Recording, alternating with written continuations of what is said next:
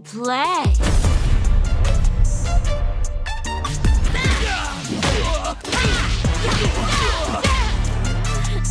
You gonna keep me waiting, babe?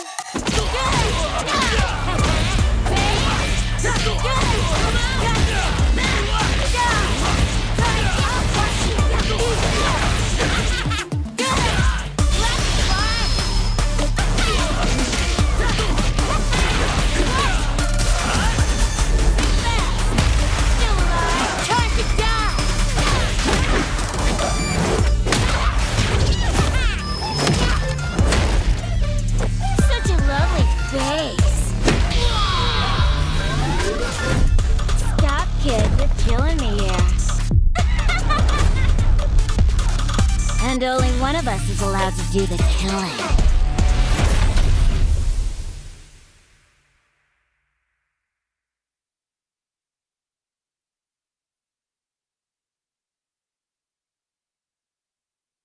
PlayStation. Hello. Not our usual time. A little bit later. Had something to do. Anyway, welcome back to another episode of Sets Here, where you can only find it on a Tuesday here on twitch.tv/Capcom Fighters. And of course, we put two players in the ring to have a first 10 exhibition and learn more about themselves with interviews on both sides of that exhibition. I'm going to be your host again tonight, Jammerz, but I'm not going to be alone today. I have other people, but I do have some announcements to make. First, I'm going to troll all of you, because that's all I've been doing tonight. That's all I've been doing. First of all, I need to show you this thing. It's a quick static that tells you everything in the schedule. We're completely off the mark, but we're going to show it anyway. This is how things are going to be running now tonight. We are doing Street Fighter news, and we got some juicy news to discuss with you guys tonight in regards to Street Fighter. So we're going to be doing that for the next 10 to 12 minutes, and then after that, we're going to have players' interviews. One of them was missing, but we found him somewhere. Just like that old book, Where's Wally? We found someone. He's here. And we're going to be talking to them after our first Street Fighter news catch-up. And then after that, we're going to have the first to 10 exhibition. We made the announcement last night. This is what everyone has anticipated. This is what they're all waiting for. We have a certain set of individuals here and a certain matchup people are looking forward to. But that will be happening there. But for now, we've got our first announcement to make. So, if for those of you who are not in the know, there was a certain role within Capcom that needed to be filled. And someone close to my heart, as well as someone I've been working with for nearly 10 years now. Damn, it's actually been quite a long time. He actually made wind of it as a joke, but now he's actually in this position. Ladies and gentlemen, I have to introduce to you the new EMEA and esports manager for Street Fighter. And what was it? Was it Mega Man as well? Mega Man as well. There we go. So, I have nothing else to say. This is your new community manager. So if you want to get Luke erased from the game, hit up his DMs. What's going on, everyone? Richard, the Dragon. I'm here. Much love to Street Fighter. You did a good job. And now he handed me the cap and the badge and the power. Have you got the badge on you? Not today. Everybody, check out my Twitter for the cap and the badge. I'm so happy to be here. Follow that. I am so happy to be here. You look happy to be here. It's great. It's great. You know, we've got a new era coming up, a new game coming up. I'm excited. I think everyone's excited. Of course, everybody, make sure you keep on our socials for all the Street Fighter 6 action and news. Stuff is coming up. Don't you worry. Oh, wait, what did they put out today? Did they put out something today? Of course. E-Honda soundtrack, we dropped that. So go over to the Street Fighter YouTube and listen to it. I went listened to it once, right? We didn't have time today because of all the preparation. Have a listen. Let us know what you guys think. Like most of the tunes, bit of a banger. So I'm happy about that. All right, let me ask you this one question. What made you decide to fill in this role? Oh my goodness. That's a question from me to you. What decided me to... What made you decide to do this? We've had this conversation. They haven't, though. We've had this conversation. Someone near Matt really maybe should have picked up the reins, you know. So I just thought, why not? Go for it. Okay. And here I am. So I had a really good reception on Twitter yesterday. So thank everybody for tweets, retweets, likes, hearts. It was amazing. Where is it? There you go, guys. And take it from him. It was literally a sentence he said in passing, and someone said, go for it. And look what happened. So if someone ever says, "Oh, you know what? If you hesitate applying for a job or doing something, and someone says try it, what's the worst that can happen? The worst you'll get is a no." He didn't get no. He's right here, and now I've got to be very careful. He's got to be careful what he tweets. He's got to be careful. He got to tweet. I got to be careful. I got to tweet. I'm sitting next to the new community manager. Come on, man. Come on. He's going to tell me the release date. No, he's not. No. But No. so now you're just hiding information. Listen, now. you can wait. You can wait for the goodness like everybody else, Jammerz, sir. So wait, does that mean that? Can I ask you now instead of Matt? Yes. Everyone can hound me. No one's going to tell me anyway. My so. DMs are open. At me. Let's go. I don't know. If you say your DMs are open, some people will say, "Listen, just tell him to nerf Luke and get rid of Dalsim." I think it's just as fine as that. Just remember, I can only escalate ideas. I cannot action them. But let's go. Listen, Dalsim and Luke at the top. It warms my heart. It does. Do you know? He said that with such, sarcasm and trollisticness, whatever the word you want to think of. He said, "Yes, it warms my heart." No, it doesn't. He used to sit behind the decks. Now he's going to be in your faces. So yeah, maybe in the future, if more offline events come back, maybe you might actually see Richard at those events as well. And fingers crossed, more good things to come, because I imagine he's a very creative mind. So I imagine he's going to just come full force with a bunch of ideas, and you'll know because he'll put Richard the Dragon. He'll stamp his mark. No, down. do it properly. Richard the Dragon. You want me to do it? Do Richard it properly the Dragon with the exclamation point. No, definitely not, because there is an exclamation mark there. You know what? I hate the pair of you. Why did you put that exclamation mark there? You lot are terrible. Everywhere. You lot are Don't god forget. awful. Exclamation. Great. Now he's gonna ring me and say, "Have you been playing Street Fighter 5 by my back? Look, can you tell us when Street Fighter 7's coming out?" In the near future. Oh, okay, that's it. Possibly. I tried. Possibly. I tried to talk about the next game. We've after. had many Street Fighter games. Why wouldn't it get to a 7? Maybe. We'll see. The future is bright. The future is bright indeed. All right. I don't know. Do you want to stick around? Have you got community manager duties to? I think we've got another two we need to bring in. You know, the two other guys that make up the triangle of sets. Oh, there they are. Didn't see you there. They were there the whole time. Oh, sorry. Sorry guys, I was just sleeping. Oh, I'm sorry. It happens. The dragon. The dragon. Let's go. I like it. I like that you stay true to it, though, Richard. You did not let Jammerz shame the dragon out of you. You just kept that dragon going. And, I like and keep that exclamation mark as well. Yeah, I think double exclamation points, even if you need. One for both of us. One for me and one for Veggey. Yes, do that. The please. dragon. Yeah. Richard the dragon. I don't know how far he's gonna get with that exclamation mark, but we. Jammerz, are you a dragon as well? No, and I never was. Are you a? Why not? What would you want to be a dragon? No. Why? That means why not? Dragons got smelly breath. Why would I? Do you? But they breathe fire. Yeah, that's smelly breath. Have you ever met a dragon before, except for Richard? So you're saying that Richard has a smelly breath? Got him! Got him!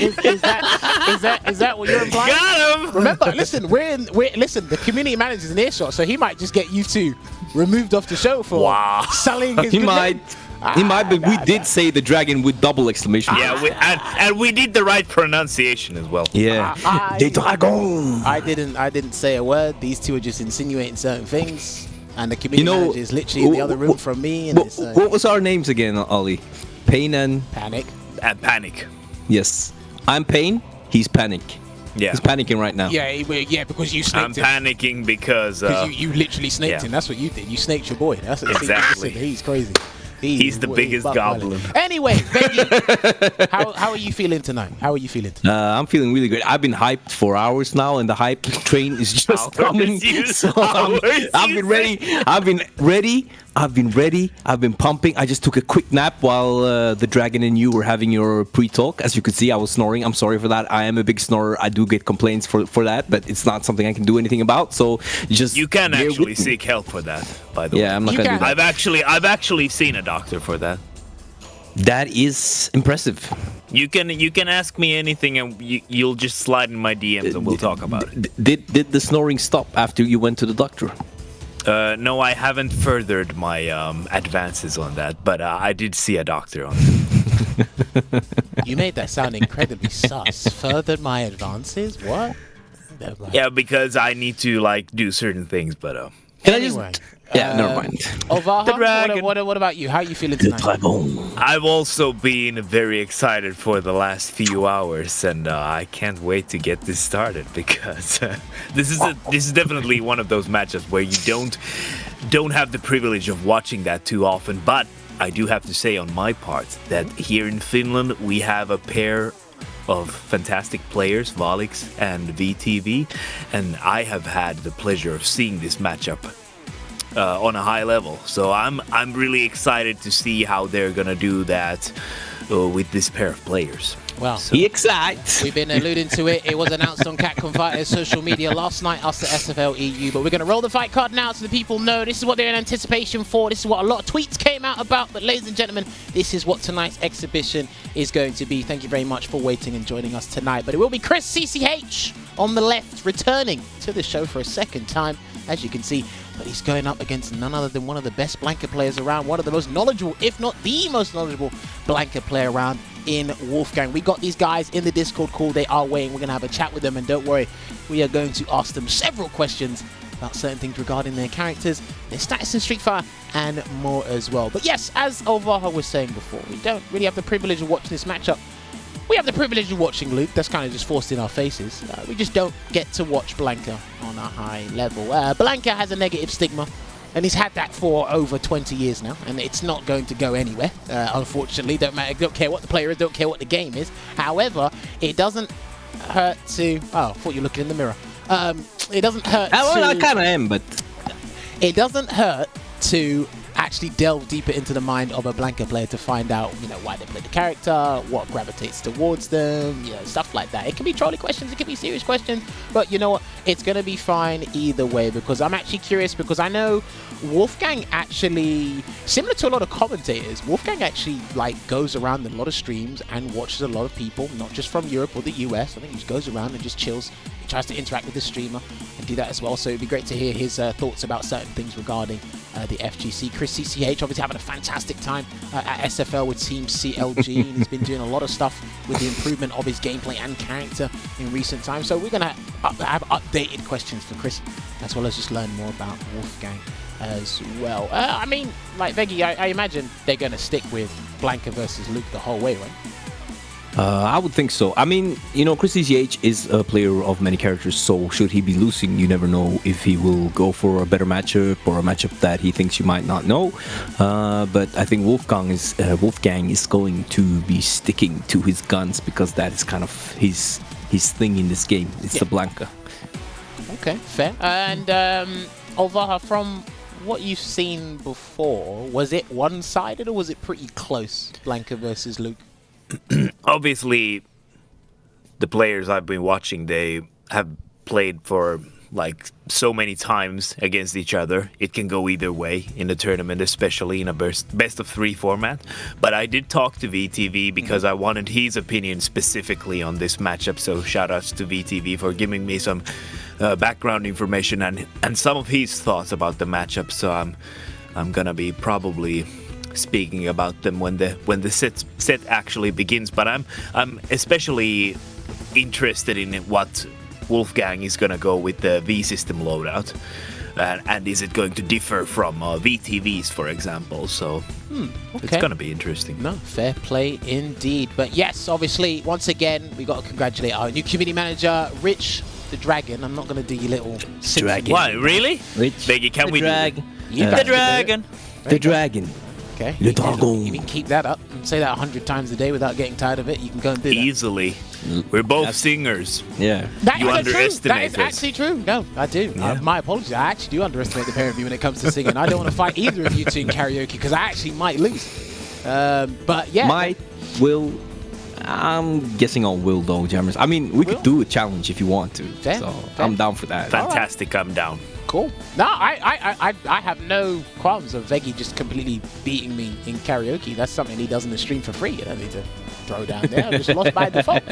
Anyway, listen, we got some things to catch up on because a lot of Street Fighter action happened outside of the big news for the new community manager. CPT happened over the weekend, and we do have our latest qualification there, all the way from Eastern Europe. He's hailing from Poland. He will be the first representative going to the Cup from Poland. Ladies and gentlemen, we've got to give a big congratulations to Mirkin using the G and the Cody. If you haven't seen the grand final to this, Mirkin versus Kamal09, please go watch that. It's a very interesting grand final. And a lot of these guys are young players, so shout outs to these guys. But yes, Mirkin representing at the Cup. Big opportunity for not only just him, but like having, you know, the Polish community on his shoulders. I'm pretty sure they're going to be discussing tech, studying other players, because again, sometimes, you know, to raise a child, you need a village to do that. I think that's how the saying went. But for these guys, I think if they're going to want people to see how the Polish community is working at full force, they're going to pour all their knowledge into this man to see how far he can go with not just G, but with the Cody as well. So, was anyone able to catch the CPT over the weekend out of you two, or have you not been able to see that yet? I was at DreamHack playing Street Fighter tournament and doing a lot of stuff, so I was not able to catch the CPT, but I did check up on results earlier, actually, when we spoke about it. And we were actually close on having another Ed qualify for the Capcom Cup, and that would have been ridiculous in a good way, like a fun way. But it didn't happen. Merkin lost the first set with Cody, 3-1 against Ed, and then he switched to his... he used the main Karin, I think, but now he's playing G. Merkin, yeah. But now it's G all the way, and it gave him the victory. Merkin has been playing G for over a year at least. Yeah. I remember he played G in Intel Open last year, for example. I definitely remember that as well. That was actually probably my first contact with the player. Was it? Yeah. Wait, have we? I don't think we've had. Have we had? Is an Ed qualified officially for CPT? I don't think so. Oh yeah, that's right. I just assumed. Not yet. I'm pretty sure that hasn't happened yet. That's not right. yet. You're actually right, but it's looking very likely. But it could happen that it does not happen. Let's not it's jump looking the gun likely and, right now. And but we cannot jump the gun. Yeah, let's not jump the gun and spoil a couple of episodes into the future just yet. We'll see if that happens. But yeah, I mean, it's still to be determined. But again, the character variety is showing itself, coming in full force. I do hope that the website gets updated at some point to show us, obviously, when all the regional finals are done, because I want to see the online premiere characters that have been qualified as opposed to the World Warrior ones. I just want to see the diversity and similarities, because obviously I mentioned before we had Seth several times in the grand finals, but we got a bunch of Lukes.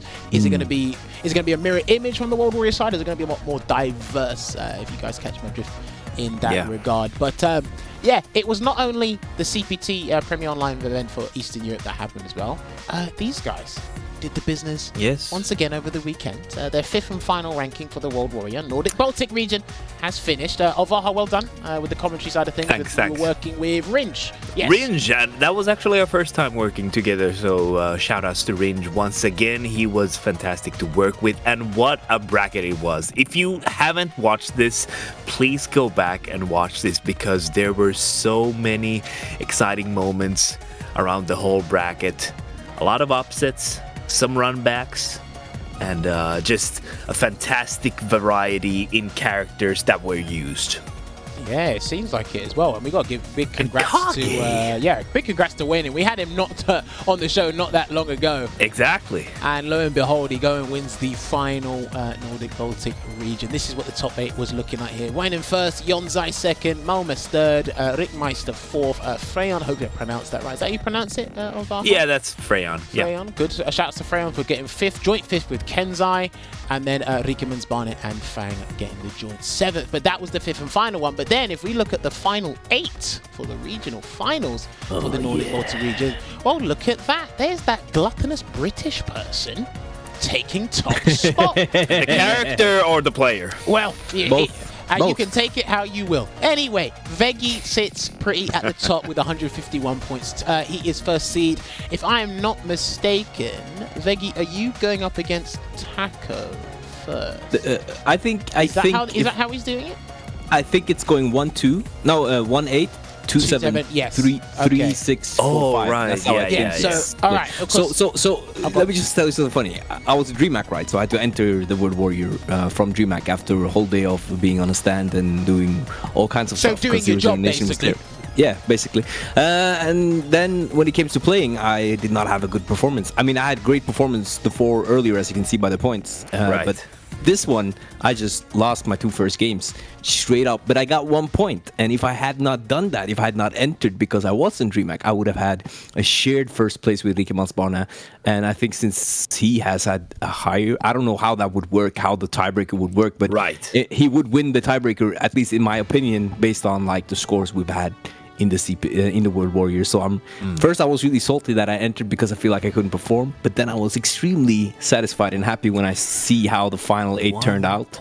So sometimes it's like all you need to do is just show up and the rest will just align. I mean, that's what happened. I show up all the time and lose. I don't know. I just show up all the time. I mean, you have problems performing in tournament, though. I think you're a lot better. Yeah, I've always had ranked. problems performing in tournament. Better in ranked. So, of course, I'm playing my flipping boxers and I'm pressing crouch fierce. What do you want me to do? I mean, in the online tournaments, you're still playing in your boxers. You're still pressing crouch fierce. Okay, yeah, but maybe that's the trick then. Maybe you should just straight out of bed, straight into tournament mode. No, because I need to eat food first. I actually do. Okay, we'll do that and then. Well, we'll see anyway. But yeah, you know what? Good luck to you, Veggey and Olvaha. I'm going to presume you're going to get a call to do Nordic Baltic again. Yeah, most likely. At this point, it only makes the most sense. That'd be very silly if they didn't. But I will happily do that because I love covering this region specifically. Yes, my peoples. They but are obviously, your peoples indeed. But yes, you know what? Obviously, because there was a bit of news, but we're going to talk about Street Fighter League on the other side of everything that's done. But yes, I believe we are just about ready to bring in our guys and have a lovely chat with them. So if we do have Wolfgang and we do have ChrisCCH, if those guys can unmute their mics so we can get talking to these lovely people, so we can have a fine conversation. But yes, ladies and gentlemen, the moment you've all been waiting for, part of it anyway, we're going to have our interviews with Chris and Wolfgang on the mic here. I can see their mics are unmuted. This is perfect to see. So let us get underway with this pre-match interview. Chris, Wolfgang, can you guys hear me loud and clear? Yep. Yes, sir. There we go. Perfect. So, gentlemen, thank you so much for taking time out of your day. Wolfgang, I know you're waiting a little bit. But I'm sure, it's good to talk to you. Chris, thankfully, everything's okay. You were able to join us today. So thank you very much for taking time out of your day. So, obviously, Chris has been here before, but Wolfgang, this is obviously new to you. Probably seen the show before, but this is the part where we just get to know a little bit more about you, ask about your unorthodox character choices, and some other questions along those lines as well. But I like to ask this universal question first, because I always like hearing the backstory behind all my guest names. So, how did you come up with the name Wolfgang? All right, so it's kind of funny story, believe it or not. I actually used to go under a different tag back in the day. I think like when the game first came out, I used to go under a tag called King Buffalo, and I was a Laura player when when I first started. And I was a fan of Laura because I was actually like a Sean enthusiast from like Street Fighter 3 and stuff like that. So I was like, okay, I gotta play Laura. I thought I was, doing my thing. I thought I was on some hot stuff, learning the game, doing all the set play, stuff like that. And I started entering tournaments, and I was doing all right, hit or miss. But there was this one tournament I entered that was in Philadelphia. It was a local, and I ended up running into Tega. Shout out to Tega. I fought against Izakuma. I think he put me in losers, and then we ran into each other in grand finals. I can't really remember, so it was kind of fuzzy. But he kind of speed ran me. I'm not gonna lie. And he hit me with like the dirtiest, back then it was dirty. It was like a simple reset after stun combo, and he shimmied me. When I tell you, I rage quit the tournament so fast. I literally just I hit on some, I just held the home button, quit out, walked off. The camera couldn't even see me. I was just in distraught. A lot of emotions hit me. I was like, you know what? I cannot play this game the way I want to play it. This character, I feel like it's holding me back. I got to start over. So I changed my name. I changed my name to Wolfgang. A lot of people assume is it because you're a Tyler the Creator fan? Is it because Wolf, you into music, so Mozart? I get that a lot. It's honestly, I just picked the name because I thought it sounded cool. Okay, Wolfgang doesn't sound like a random generated name. Yeah, nah. It's a name that I've always been what's the word? Fascinated with, because it just sounds. I don't know. When you hear someone's name like Wolfgang, you're like, oh, who's that guy? It has that impact. You know, like, wait, who's Wolfgang? Who's that guy? Oh, that name sounds kind of, you know, I like that feeling of feeling like, you know, like, you know, my presence is like out here and I'm sitting there. And, you know, it's an intimidating name. Very savage, very intimidating. I know what you mean. We've had I remember I entered the bracket once, and, you know, there was guys who had some serious names, and then there was a guy called the Four Ravioli. I was very scared because I said, I don't know what he's on today. That sounds like a name you don't want to be scary of, or like you don't want to be messing with. I think then there's the other guys that always catch you. They call themselves, you know, El Fuerte 72, and then they play Zangief. And it's that was me. Thanks for throwing me off guard. Like, you know. Man. Listen, there's names like that can just throw you completely off the mark. But no, you know what? That backstory regarding Wolfgang is pretty interesting. Chris, you know what I'm going to ask you? Yeah, yes, let's do it. Chris, are you going to answer the question or not? The run back. I feel like you owe us, to be honest. Yeah, you owe us. Yeah, you kind of owe us. So. You kind of owe us. Talk to me, Chris. Ask him. What's the question? You know what the question is, Chris. It was a year ago I asked you. You have to ask it. I don't know what you're talking about. I know you know what I'm talking about, Chris. What, you want to know what the CCH stands for? Damn well no, I want to know what the CCH stands for in your name. You owe us. So here, I actually have an answer for you this time, all right? Oh my god, he actually thought of one. No way. All you have to do, all right, you have to go to my Twitch channel. You have to get 100 billion channel points, and then you can actually redeem one of the channel points rewards on there that will let you find out what it stands for. Is that a legit reward requirement? Is that legit? Yeah, it is. I'll do it. It's up there. It's 100 billion channel points. You can get that much. I'll tell you what it stands for. Anybody who wants to get that many channel points. Okay, so 4 years from now, Street Fighter 6. I don't think you can get it in 4 years. I think we don't know about that. Maybe I might make a call. I might make a phone call at Twitch. You never know. I don't know about the phone. Yeah, I think we should do that. Actually, I think we should just do that, Jammerz. This man's branding is just too strong. It's so strong. I actually might have to make a couple of phone calls, and if that's going to scare Chris into telling me what CCH stands for, I'll do it. And when you know, tell us as well. Don't worry. But Chris, you realize that if someone then actually gets that many points, you would have to tell them. Yeah. That's why he's made it absurdly. Yeah, that's why he's made it absurdly high. He said, "I will tell you." It's just going to be an unreasonable task. I'm just gonna have a computer that's always in your channel. I still don't think you're gonna be able to get to 100 billion. Yeah, exactly. And he needs to stream as well, like certain hours. All right, Chris. Chris, let me ask you this: what's been the funniest take on CCH? Can you tell me that much? Ooh, the funniest take. Oh, I should have made like a list of them because there's been so many good ones.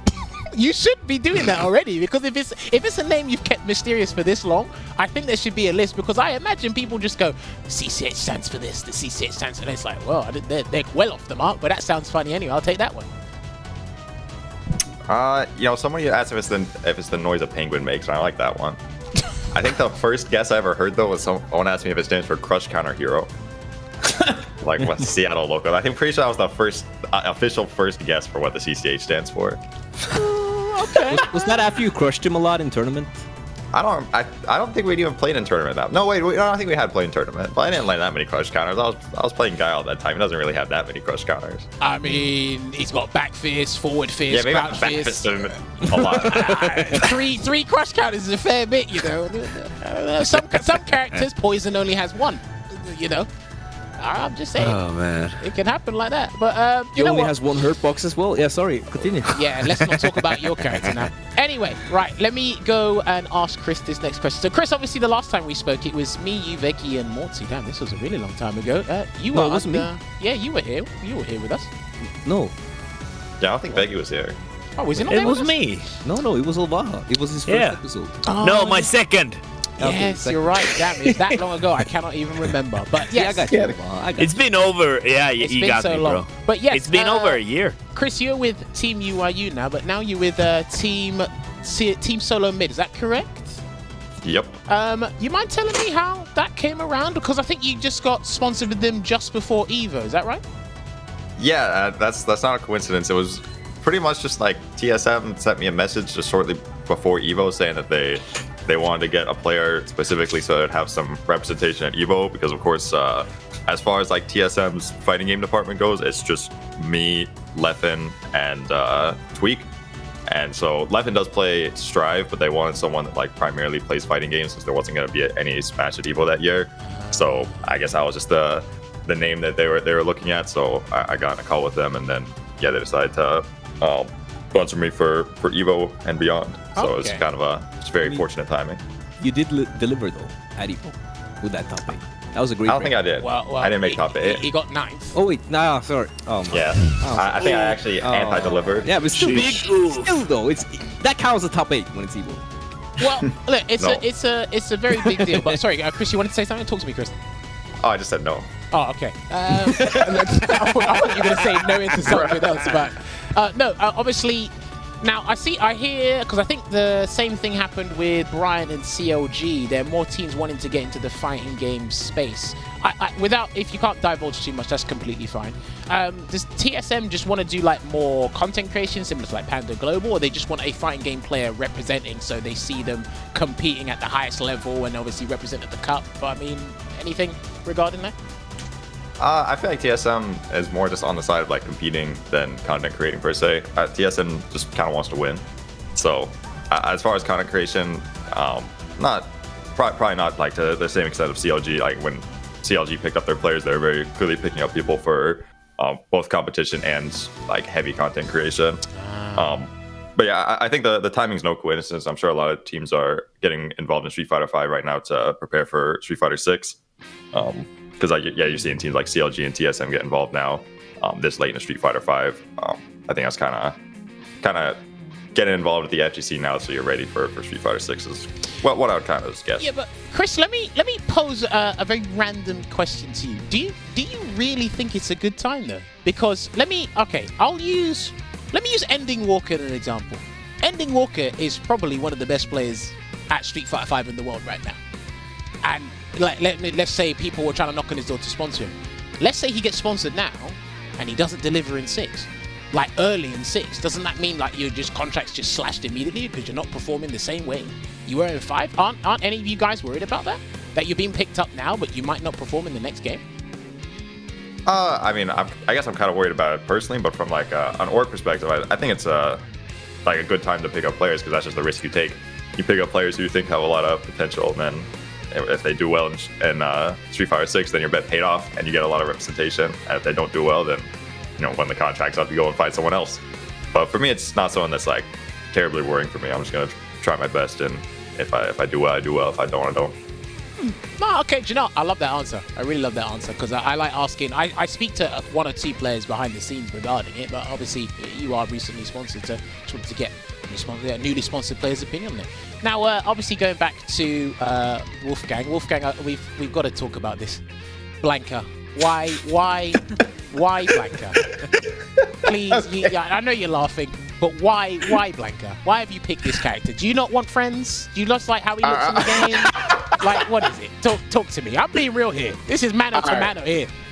I could just be straight up honest. Like, whenever I play any fighting game, I don't care like what kind of archetype the character is. Like, as long as I like who I'm playing and I can deliver the way I would like to approach the game in a decent fashion, I'll just play them.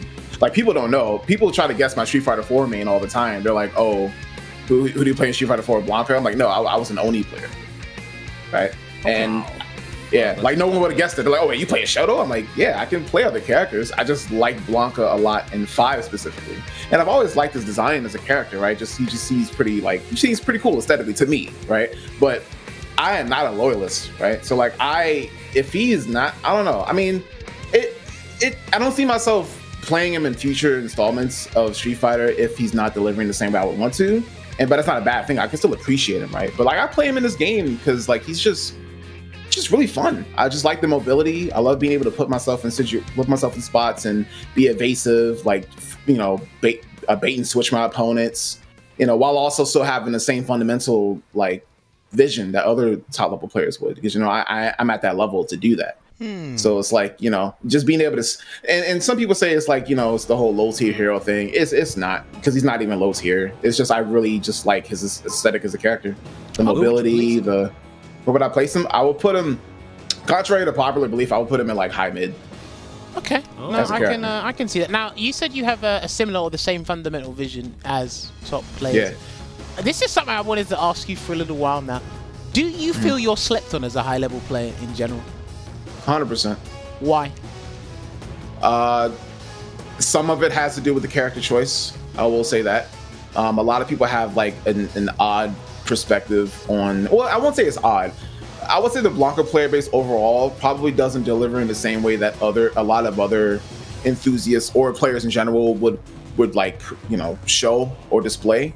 Because I'll say to you right now, most people when they see Blanca play, whether it's online or offline, that player probably didn't pick that character to get better at the game. They just picked him to do gimmicky stuff, right? And I get it, right? But it's because of the lack of representation at high level. No one really expects someone to, you know, step up to the plate and be at the same level, like game knowledge and execution and all that stuff with a character like Blanca. It's like Dan. No one expects a Dan player to win a tournament. I'm just going to be like, you just don't expect it. But then you see Moruto just bust out the gate and just win. And it's like, oh, wait, maybe it's not bottom 5 after all. You know what I mean? Like, but then the problem is you have to keep winning, and you have to like keep a receipt to keep proving. And it's like, I just stopped caring about proving. If people don't want to see me as a top player, that's their fault, not mine. Yeah. Well, no. You know? Actually, go for it, Olvaha, please. So, continuing from the Blanca talk specifically, well, how do you think the matchup is against Luke? I got that question a couple times now. I've been teeter-tottering between even and slight Blanca advantage. Slight Blanca advantage. Wow. Yeah. I wouldn't put it past. A lot of it has to do with the V system. And specifically, what about the V system? So V Trigger 1 is project. It has a lot of enhancements to its special moves. A lot of it has to do with projectile invincibility.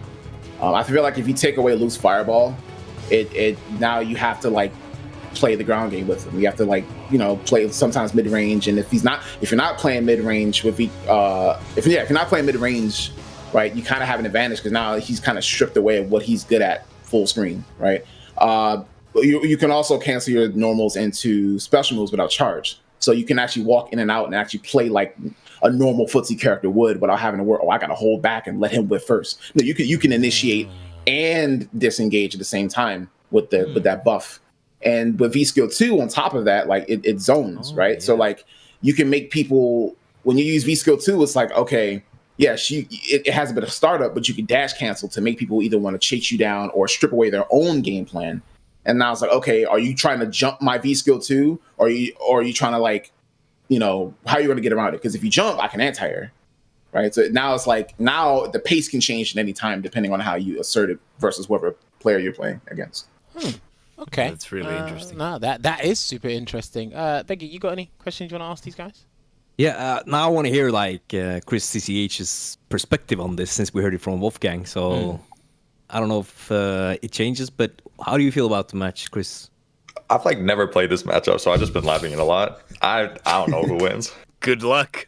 I think that's all we can say to you at this point. I mean, listen, it's going to be a learning experience. You learn things on the fly there as well. Like Chris, everyone's going to learn. Yeah, everyone's going to learn at one point. Chris, let me ask you this. So what made you not completely switch, but what made you gravitate towards Luke and make Luke your main? Because I'm not mistaken, you still do play Seth and Sakura, is that right?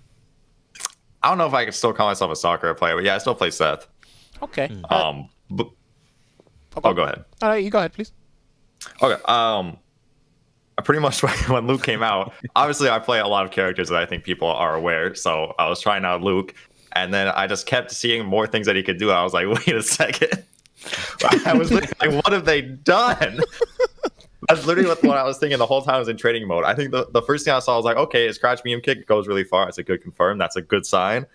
This forward heavy punch goes like this far. It combos on regular hit. It's -2 and it crush counters. Back heavy kick crush counters. His sand jab is going like absurdly far. And at the time it also had almost no block stun. So people were like never punishing it. So you just throw it all around just for fun.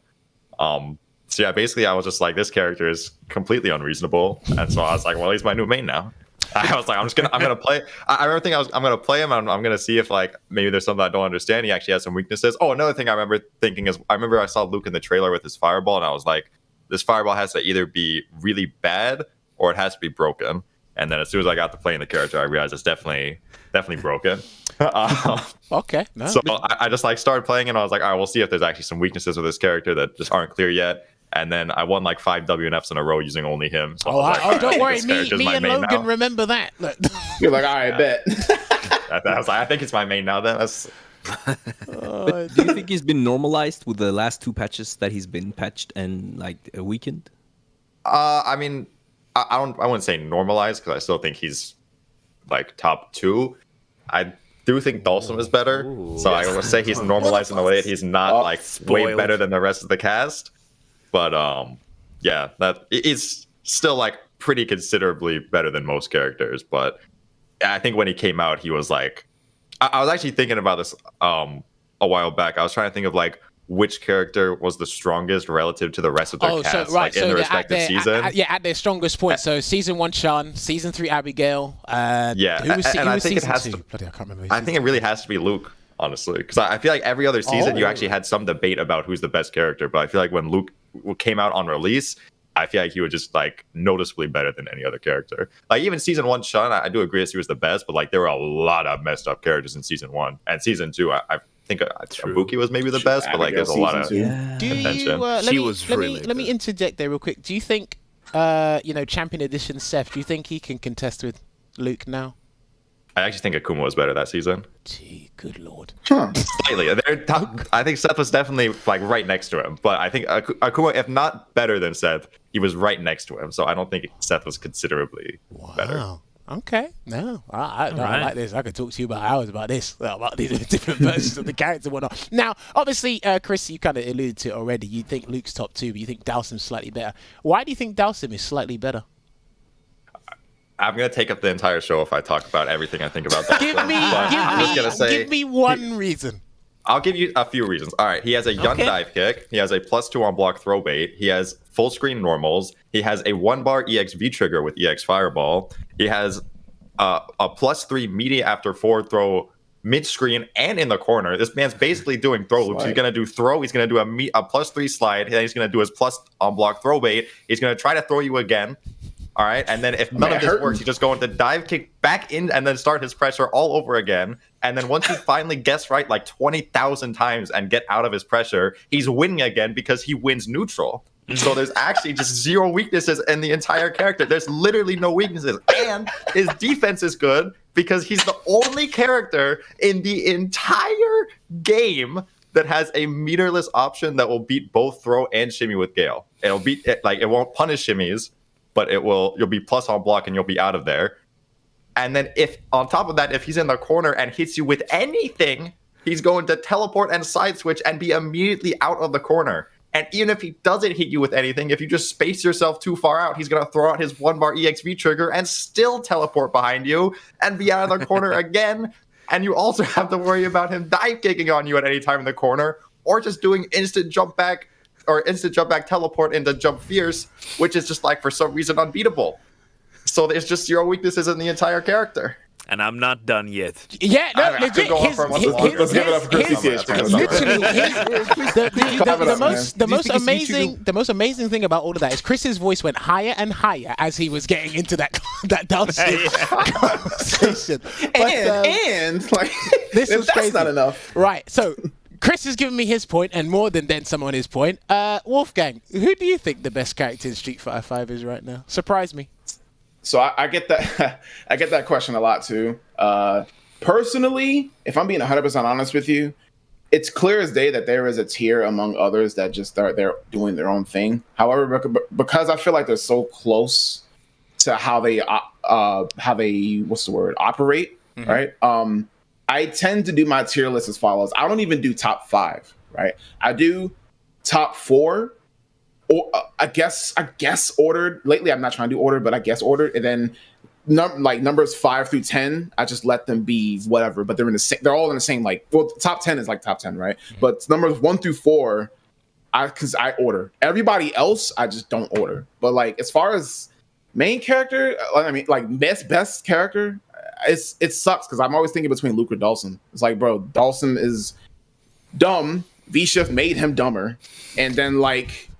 Luke came out on release. I'm like, bro, is this like season 3 Abigail? Is this speaking like, I don't know. It's like, again, Champion Edition itself. When he first came out, like Seth, like this, it's just, you could tell he was broken on release. I'm like, well, what is this character? He's an amalgamation of so many different things. And it's like, it's hard to stop him unless you just have a good counter. And he's here to it stay. sucks.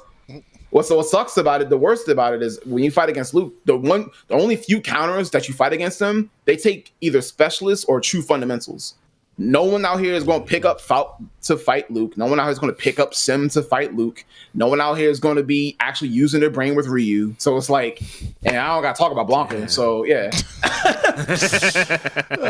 no one's don't want to take that time. So they just say, oh, he's just the best because yada yada. Like, okay. No, listen, I like hearing the different opinions regarding who's the best character in the game. Right, you know what, gents? We are just about out of time for this pre-match interview. But ladies and gentlemen, we're going to take a short break. When we come back, I'm going to get these two in the lobby. We've delayed it long enough. We'll see you in 5 minutes.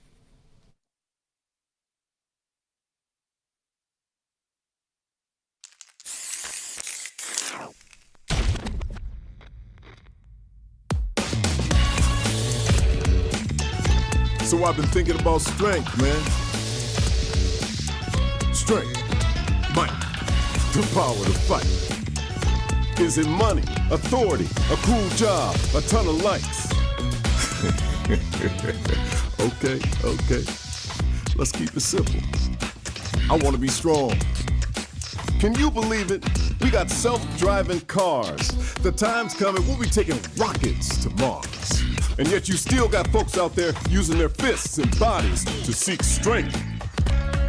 Yeah, I hear you, man. We're all a bunch of fools.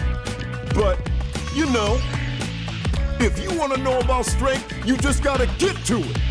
We fighting fools are all getting to it on the streets.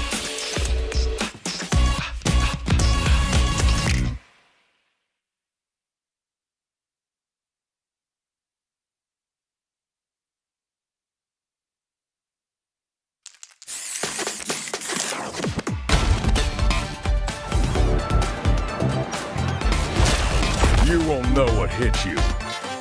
Let me have some fun. Let's get this mission started.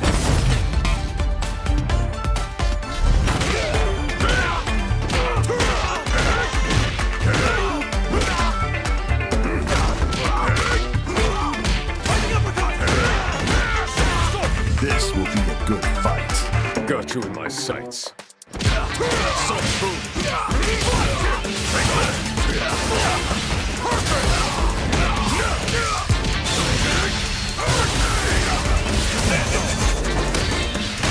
Neutralized. Come on.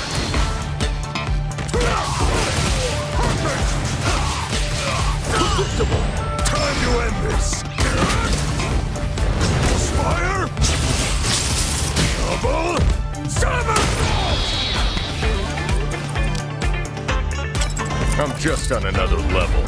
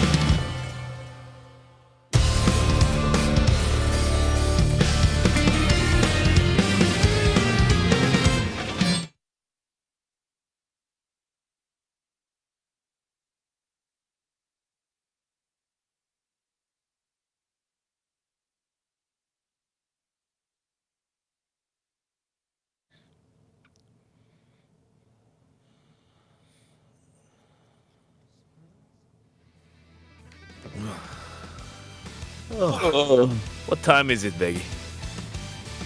It's 12:08 a.m. That No, means that- it's midnight. Now, that wasn't what I was asking. What time is it? Oh, it's time to play?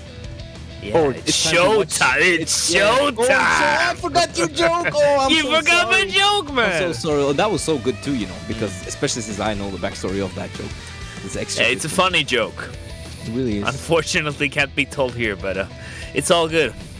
Very But good. it's definitely showtime, like we did allude to just now. It's gonna be ChrisCCH going up against Wolfgang. ChrisCCH with the dramatic entry. Yeah. I mean, this is a matchup that I saw a lot of interest in on Twitter. People were really excited to see. Yeah, that's these true. guys going up against people. I haven't seen a tweet about sets this active in a long time, and I think people know that when you have such a strong Blanca player against such a strong all-round player, you know you're going to be in for a good time. Even though Chris says he doesn't know the matchup specifically with Luke, he did allude to that he knows how to fight Blanca on a general level. So you probably get to see throughout the set that Chris is finding answers to things he thinks he might not answer immediately, and that's going to be like one of these momentum shifts. It's something that I can predict happening. And I mean, if it goes really south, there is the opportunity to change characters for Chris, because he is a character specialist. I mean, a master of many characters, while Wolfgang is the character specialist, I should say. Yeah, that's a good point you bring. He definitely can bring out the Seth if he wants to do that later on in the set, but hopefully we'll just see the Luke versus Blanca at first and see where it goes from there. There it is. We have the V-Skill 1. I thought ChrisCCH was one of the bringers of V-Skill 2. No, Like, is it I has to think do with punishments, because maybe? look, suppressor only works if you're close to the dude, right? We're gonna get the game sound for you guys very Okay, shortly. so one thing I want to just point out just right off the bat about Blanca and light Blanca balls. Actually, Hadouken. yeah. So Sonic Boom. I mean, Sonic Boom. Luke Sorry. cannot punish light punch Blanca balls without EX projectile. There you go. There it is. I was wondering why they went on my face. That was a bit climactic. Didn't even Sorry. give me a Yeah. warning. So what did you say, Olvaha? Who can punish what? Yeah, so light Blanca ball can't be punished by Luke if he doesn't have meter. Yeah, he needs the Exam Blasters to do it. Yeah. Yeah. And it's a knockdown. It's better if he has V-Trigger 1 activate, because he can activate and then get the Yuki from that situation. Ooh, I like the respect from Wolfgang just giving off space for Chris in the corner here. Yeah, I think we'll notice that Wolfgang is a solid fundamental player, but he also will have bursts of wilderness. And this as is it also like, I really like how Wolfgang is right off the bat using the EX Rainbow Ball to try to, escape the corner. But against Luke, he does have some air-to-air options. He has the DP, and, he has normals that move him forward. So it's going to be tougher against him compared to other characters. Well, ChrisCCH is a hitbox player, right? yes, he is. I want to so we see can how Chris deals with. Goes to the Avenger. I want to see how he deals with V-Skill 2. Shout to Earth from Blanca. I want to see this up close game as well. How he deals with it. There's a number of things, but right now it's nice looking good for him. Gets the escape. And now he's escaping already. Oh, and activates from the slide there as well. Yeah, that's a throw. Yeah, he fakes that as well. Yeah, see, I hate that. That's the classic. That's a gimmick. That's what that is. It is a gimmick, but he's working on hard. Yo, he's stunned! Who's gimmick now? I mean, he got thrown 4 times, but it's like... Is that stun a gimmick as well? Do you know what's crazy? There's a couple of situations, or there's a couple of moves in the game where Blanca puts himself in the corner with Blanca Ball. He's got a hitbox behind him, or a hurtbox, so you can actually press the button and get him out of that. Or certain CAs can actually hit him from behind. And the forward moving lightning is actually +2. Someone asked it in the Which chat. one? The stop? Yes. Yeah, when he's in V-Trigger 1, his electricity is like +2 or 3, and then the EX version is like +4, but when he's in Jungle Dynamo, it changes to +2, but it moves him forward. Yeah. That's forward throw. Big damage. Just look at that. The score or the health bar is just equalized, just Once like again, that. the rainbow ball. Look at this. Getting an extension. Nice interruption from Sending him ChrisCCH. full screen, I'm not sure about that. That's a good point. He has to wait. Yeah, he's trying to bait the roll because of that. I think he's got projectile invincibility somewhere, so he can go under it. Yeah, he can definitely go under. And I like how he's now just using the V-Trigger early so that he can build up. Nice. We can build up some more V-bar for a V-shift or... What a clutch backdash. No, he tried to go for the rainbow. Oh! He's dead. Oh, another one! That was Dead. sick. Yeah, I think he done that Sick V-shift. read. I think he done that V-shift out of panic because the momentum was building on Wolfgang's side because he landed that first crush can, and of course it was just instant. But yeah, first game, early days, that was actually pretty interesting. I'm not sure if we're going to see an abundance of crush counters in general on both sides, but again, I feel Blanka's one of the characters that he'll crush counter you more often than you'd like, because again, me and Veggey talk about this a lot of the time, people get crush countered nowadays when they don't know something. That's one of the reasons why people still get crush countered, is because you don't know something. Yeah, that's a good point. And Chris did say that, as it really doesn't have that much experience in this matchup, so he might be getting crush countered a lot. Well, he's fought Blanka, just not with Luke, so. Yeah, but one thing I noticed from all these Luke players lately is that they started using the stand light punch and counter it convert. Even though it is punishable on block, people just not ready, so they're just throwing it out, stand light punch, if it converts, counter it, crouch jab, stand light push again. It's one of those new things Luke players are bringing to the table, but he needs to bring something else to the table. Does not have V-trigger to follow up, and Wolfgang tries to wake up, but maybe reading that ChrisCCH would bait the DP, but ChrisCCH just kept the pressure true, making sure that that round was not taken away from him. Okay, gets a conversion into the rolling attack and a punish with the Sand Blaster. That's what Olvaha was mentioned before. Straight in the corner with double flash knuckle. Ooh, that's so nasty. Straight into the corner. This is where Blanka is really going to struggle. He's going to need to use that EX Rainbow Ball, but it doesn't matter. This is the combo we're talking about, right? Yeah, this is the big damage one. Yeah, I checked it, and that is correct. So this is what I was talking about with Veggey, and he had to double check with Phenom for me. When you stun someone with a throw with Luke, the optimal combo is with the charge level 3 heavy flash knuckle, and then you do the whole follow-up from there. If you stun them any other way, then you got to do a jump in into crouch fierce, into the level 2 amplified V skill 1 flash knuckle, and then do the follow-up from there. Because I was well confused, because I was watching different Luke players doing post stun combos. So I was like, why are they doing different ones from the other dude I just watched? So yeah, you just have to get that knowledge and double check. I mean, even though Luke does not have the bar, he still gets kind of like trade the chip whenever he blocks the ball, so I guess it's not that much of a deal, at least before Wolfgang gets the meter. That was a great DP. I also like how Wolfgang is, trying to use the Blanka ball a little bit more when Chris doesn't have the meter. Ooh! To actually get a punish. Big damage. Is he going to do reversal or he's going to block? He was straight into the mix. Oh, what a clutch! He tried it again after seeing Chris that was bad. Respecting the DP. The back throw. This is good for Wolfgang. Oh, that get way! No, so okay, if you've got invincible moves, Blanka will go right through you. He's very weird. Sick. He's dead. He did not go for the jump in though. No, he needs to do another mix. Yeah, he should have not started. He's gonna do Oh, that's so crazy. He's going ham. I mean, he's using all his bar and he's still high. I mean, he had the position, he had the life lead. He can just close it out. Any jab, this is where Wolfgang needs to be. Yeah, he needs to be really careful about this. There's one hit for Chris as well, but he used his bar, can't punish anymore now. Ooh, that's so Plus frames. And there's that thing I spoke about. They are using that standing light punch, catching the players off guard, counter it, converting. And Wolfgang needs to start punishing the stand jab on block to make ChrisCCH stop using that too. That's a new thing that all these Luke players are using right now. Dude, yeah, take your turn back. Yeah, but I know it's -4, but that distance is very difficult for even Blanka to try to contest with that. But that looked crazy, dude. That looked legit crazy. Alright, there you go. Yeah, that is trying to charge up his V skill. Using that V skill, yeah, getting that V trigger as fast. We have it again. Straight 2. He's doing so much work for him right now. Yeah, meaty heavy kick. See, I'm pretty sure Wolfgang could have been around up here if he spent CA before. That's bugging me now. Oh! Yo, that was sick! That was filthy. Yo, no way! I'm touching my head right now. That was crazy. And you see why we have Blanka under this negative stigma? It's because people want to land things like that. That was vulgar, but it was brilliant. Yeah, they want to land that in a tournament, in a best-of-3 format. Yeah, no, listen, I'm going to ask Wolfgang. Don't worry, I've got my philosophical question for the Blanka players after this set is done. Don't worry. Dude, that was so sick. I'm still reeling from that. That was recorded as well, by the way. I know what that looks like now. Yeah, that's true. Caught on camera. Don't worry, 24-hour CCTV is here. He's dead. Yeah, unfortunate. DP that's gonna did not hit on the late frame, so that's a full conversion into a dead block. See, and It really hurts when you hit This is- that last hit. this is my thing with a character like Blanca, right? In a game like Street Fighter 5, you do get rewarded when you land a mix-up or you land some sort of gimmick. You will get highly rewarded for it, whether it's a positional advantage you put in the corner or you get like 30-40% depending on your resources.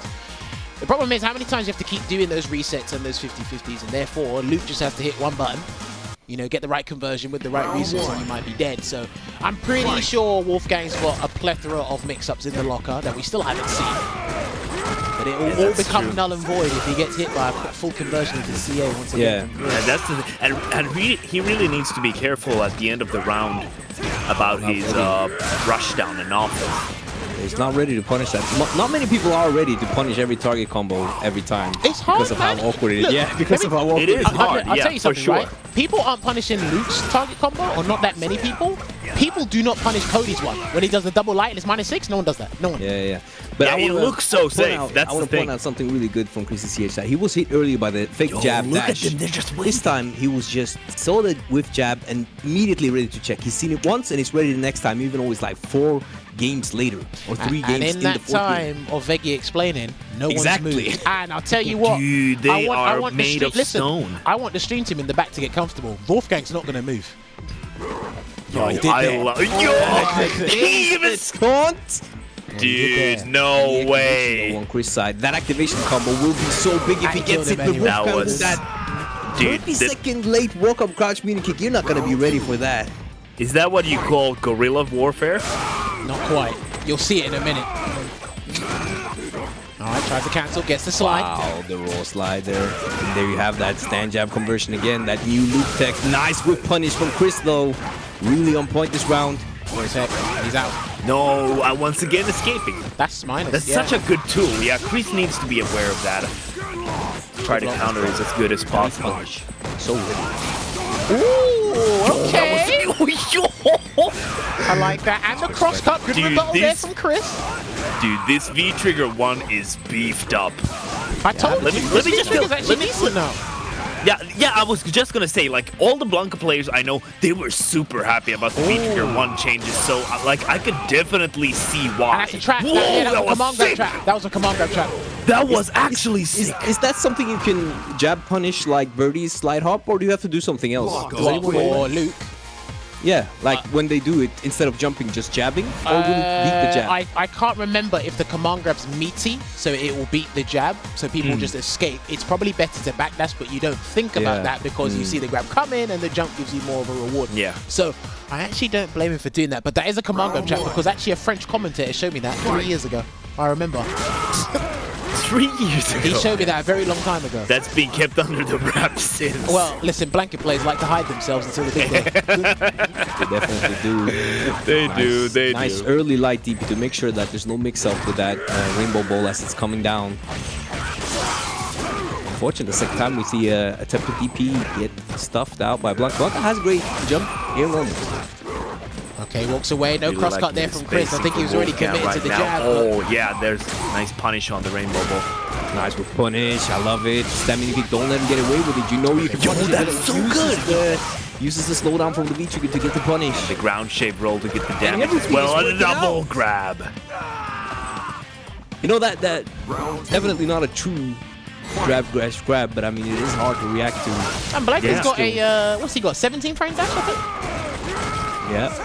Yeah, and like he's so like his movement is very minuscule in the dash animation itself. Like he doesn't have like big flailing arms or something like, so it's really hard to kind of notice when it starts up. Oh, the power Punish. No conversion. V reversal there Get from it, Chris no either. punish. Oh, that's kind of scary actually, trying to get the DP on the rainbow roll sometimes. See, Did I just see the crouch fierce from Luke Yeah. work against Blanca? That was an early crouch head. here's the thing, like, Yo, the dash cancel. Wolfgang was talking about this before, how he wants to be really evasive and keep you on your toes. It's working out Yeah. because what Chris hasn't clocked onto in a couple of situations is when a scramble happens, Wolfgang's immediately jumped. Yeah, see? Yeah. He's It's like immediately trying to catch an eel with your bare hands. He's Well, slipping away. that's probably the best way to describe Blanca matchups in general. No answer. Yeah, exactly. And that, you know, the hitbox on that jump is so big that you have Yeah, to be very ready it's to so DP. yeah. It's kind of short but super floaty. Like it's Not dead yet. Oh, So he spent the dangerous, bar. but it's I don't so- know if he yeah. would have built it in time, but he's dead anyway. he's dead. Big dead.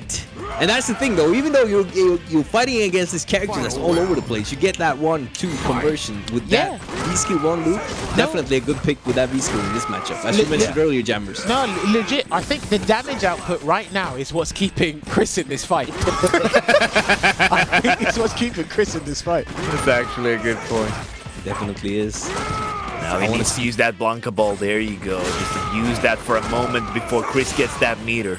Oh no! See, big jump in. You need to be really ready to get that DP goal. You need to be crouching. You need to get that motion in. Oh, nice. Oh, and the unfortunate whiff on the electricity there. You gotta be really close compared to like Street Fighter 4, for example. ChrisCCH DP, that's fine. Yeah, that's fine. Cross up. Oh, that was so nasty. No way he's using the ground shape, bro. Wow. And he got a throw from that as well. He recovered. What is going on? Yeah, the gimmick. Yeah, see, right. What did I tell you? What did I tell you? Before. Dude, that was sick. Definitely. That was sick from Chris. That was one. He's gonna roll out the corner. He's gonna roll out the Oh, corner. he actually teched it. He used it. He gets punished for his Damn, troubles. that That was- was such a... See?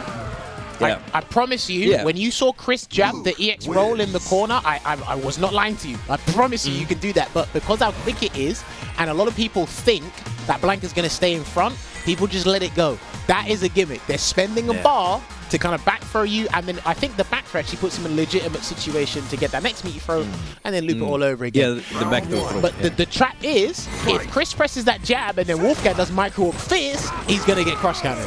That's the trick. That was sick, CCH. Definitely was. Nice push down conversion as well. Just using those balls all over the place. With funny from Chris. Using them. Okay, that's fine. Jump back. The fear of the command grab. Do you know what? You can alter the trajectory of that in the EX version. Well, no, I was just gonna say like Wolfgang's knowledge of V-Trigger 1 and just how he's optimized it. This is actually brilliant to see. This is actually really good. +2 on that, but I like the whip punishes with the Chris jab. answers that. One hit conversion that was so good into the target combo. Yeah, he can't blank a ball. Uses the view reversal with some great damage. Wow. Yeah, that's what you mentioned. He does it into the jump. Dude, I love how liberal Wolfgang is with his meter. Like he can have 2 or 3 bars. He can just throw out 3 EX moves at the same time. The double.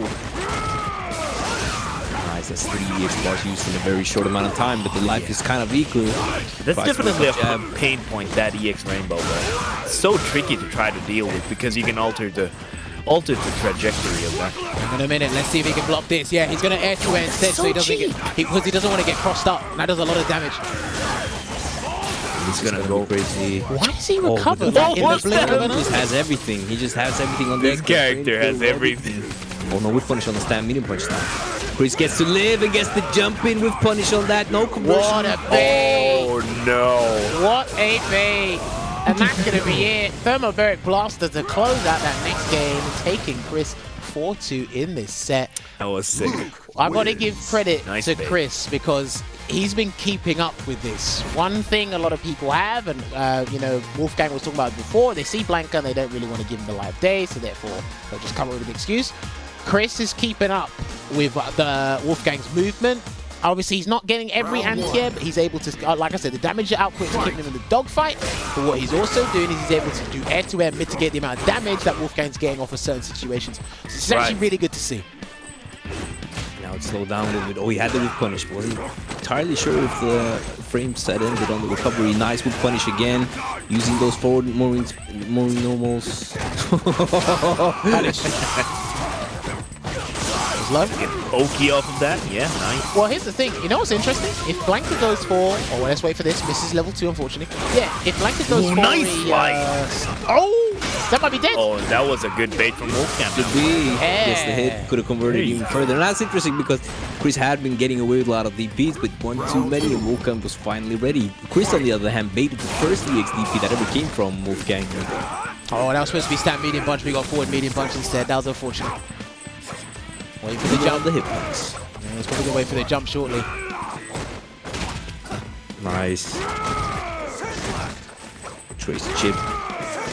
That's the, you know, I want to see how much chip damage that Blanka Ball does because I know Sandblaster does 8, but I don't know how much the Blanka Ball does. So obviously, reducing the amount of chip Blanka's actually inflicted in the neutral overall is fun. Yeah, then it doesn't really matter that he's doing it because it's just not really working out and the damage is higher on Luke, and that's a huge conversion. Look at that He might activation combo. Wasn't even maximum. The corner gets back thrown back into the corner. Nice. Tries to H2A, he's gonna get punished. So good to escape the corner. Good check there. That was a brilliant dash check and the delayed jab, but he didn't believe. He went for a tick grab instead.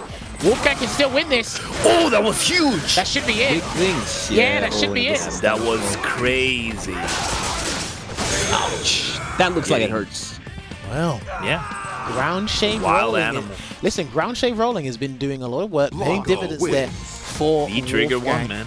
Well, look, this is what we're talking about because before we actually started, we had a delayed start. We were talking about V-trigger 1 and V-trigger 2, and I'm like, look, V-trigger 1's actually doing some work with Blanka. It's just that you've seen how much the lightning beast the V-trigger 2 has just been doing over the years. Yeah. So people have just slept on this one, and he's already told you the benefits of it. He's giving him the full effect, and walk up target combo already from Chris. Oh, just tries to use that heavy kick. There again. Throw. Let's see. And then forward heavy kick. And then medium. Oh, into the throw. No meter on Wolfgang. Yeah, another Wolfgang one? No, okay. Doesn't have any meter yet, so he can't. That was a rainbow lovely rope. Now These traps are so good, but there comes that DP. Gets the activation. He'll firm it. Nah, he'll firm it. He can do. Yeah. Nice. Yeah, okay, I'm I a little see. worried Chris, every time that happens. That is do you know why? so Because, tricky. Because Chris is waiting till the very last minute possible to do, what was it, the light version? I think it is. Yeah, so, like using light. Going back to what you mentioned before, Veggey, good observation. He actually is prone to getting hit early. It's because he's doing it so late. So. Yeah. And I do think the light is kind of optimal against a character that has a bit funky air approach. As you won't get under if they're a bit too close or something like that. Like the jump medium kick might be a bit tricky if you use the medium. Gets hit and he charges up another shout to Earth as well. Good jump back there from ChrisCCH. Yeah, Chris has reacted very well to those command grabs so far. Nice Oh, walk forward. nice guts. He just walks up, no fear. No conversion, no punch. Nice punish, yeah. His spacing has gotten better as this set's gone along, Chris, so he's not really deterred by the Blanka balls at all. That. That's fine. Yo, he look can at do this. that. No, he can keep He's doing going that. out with the meter. Another one. So much plus This frames. time, but he finds Dead. this time to interrupt. Dead. Yeah, he's dead. Oh, that was Definitely dead. such a good confirm from Chris right now. I don't know if that was improvised or he meant to do that because he did what? Yeah, back, exactly. He did It back looked medium mad punches. improvised. He looked very improvised, but that was so good because of that. Obviously, like the follow-up route from the activation didn't look improvised. The first part did because he got kind of hit back medium. Then he just did crouch likey activate. I was actually looking at Luke's crouching likey activation earlier because there are a couple of characters in the game when you do crouch likey activate, stop you from walking backwards. You get a full conversion, and as you can see, Chris got the fullest of conversions there. Big conversions, probably already committed to activating off with the crouching light kick, not seeing that the medium hit in time. And that's how it happened. But how does Wolfgang adjust though? Because he's abusing V-skill a little bit more, but again, I think the damage output right now is against him. I don't know if he has to. I don't know if he has to preserve resources to really land the hit. Yeah, because look, some of Blanka's tools, Chris is just air to air them or just anti-air them. So Yeah, jump back jab, jumping medium punch, just GP. They're great answers, but like the V-trigger rainbow roll is definitely gonna beat most of that. He spaces himself out. Oh, he thought he That found the was so punish, good. but Wolfgang already dashed and committed to it, and he knew that that V-trigger would be spent. Yeah, Blanka definitely has the tools to bypass those projectiles. He tried to whip punish, didn't have charge. yeah, but the projectile invincibility damage isn't enough. That's the problem. I wonder if he could get a punish on that when he is baiting. Oh no, he put himself in a dangerous spot. Oh dear. Ah! He's dead, he's dead. He Yeah, took that's the it, bait. he's dead. That was so good. Oh, he's not dead. not dead yet, huh? No way! The overhead was that like a call out? I got gimmicks too. Oh, he tried to go for the ground shave roll. Yeah, that was a beautiful jab. His jabs have been pretty on point. You know what, Chris has really worked in his jab game in this character. like where to do the jab, how to annoy people in the neutral. Like, yeah, if you want to like make your jabs work, this character definitely. We'll try it again. Different timing from Wolfgang though. She's ready to convert with punish, interrupt with a stand jab, using that stand jab. Oh, all it's worth. That was so good. Once again out of the corner. He's just gonna leave him there. He's trying to shimmy him, but it's not working. Gets a dash up throw. He might need another throw. He might need another one. There you go. Wolfgang also utilizing that standing medium punch. Trying to cancel, trying to bait something there from Chris. It's not working.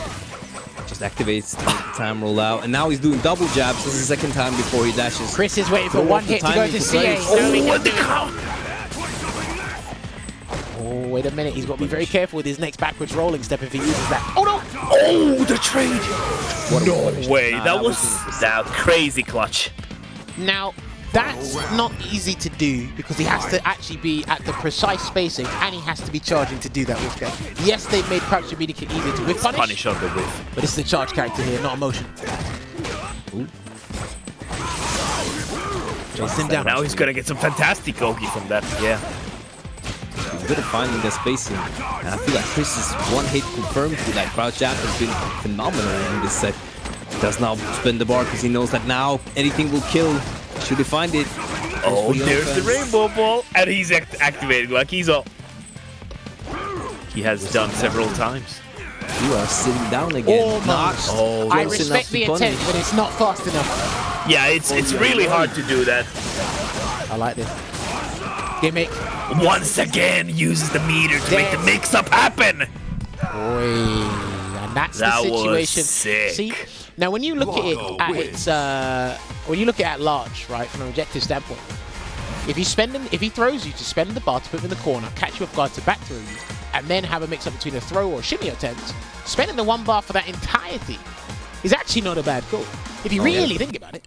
It opens up a sequence. It opens up a lot of things indeed. And when he's using it sparingly, so it's hard for Chris to always be ready for it, right? It's been used 3 times. One of the times it's been jabbed. One of the times it's led to a lot of damage. Wolfgang definitely very aware of what he's doing. There's no autopilot gimmick setups. It's just like neutral, neutral, neutral, and then these hard to blockables that aren't really real necessarily, but he makes them real. Oh, wow. Ooh, and the empty blanket ball this time. Gotta always be ready for that Chris one. walked out of the range, wasn't really sure maybe which version it was, not ready to stop. Yeah, I guess he kind of mixes. On landing. I think that is actually a good trade though. You take some damage, but you deplete the meter. That's dangerous. It's a nice payoff there.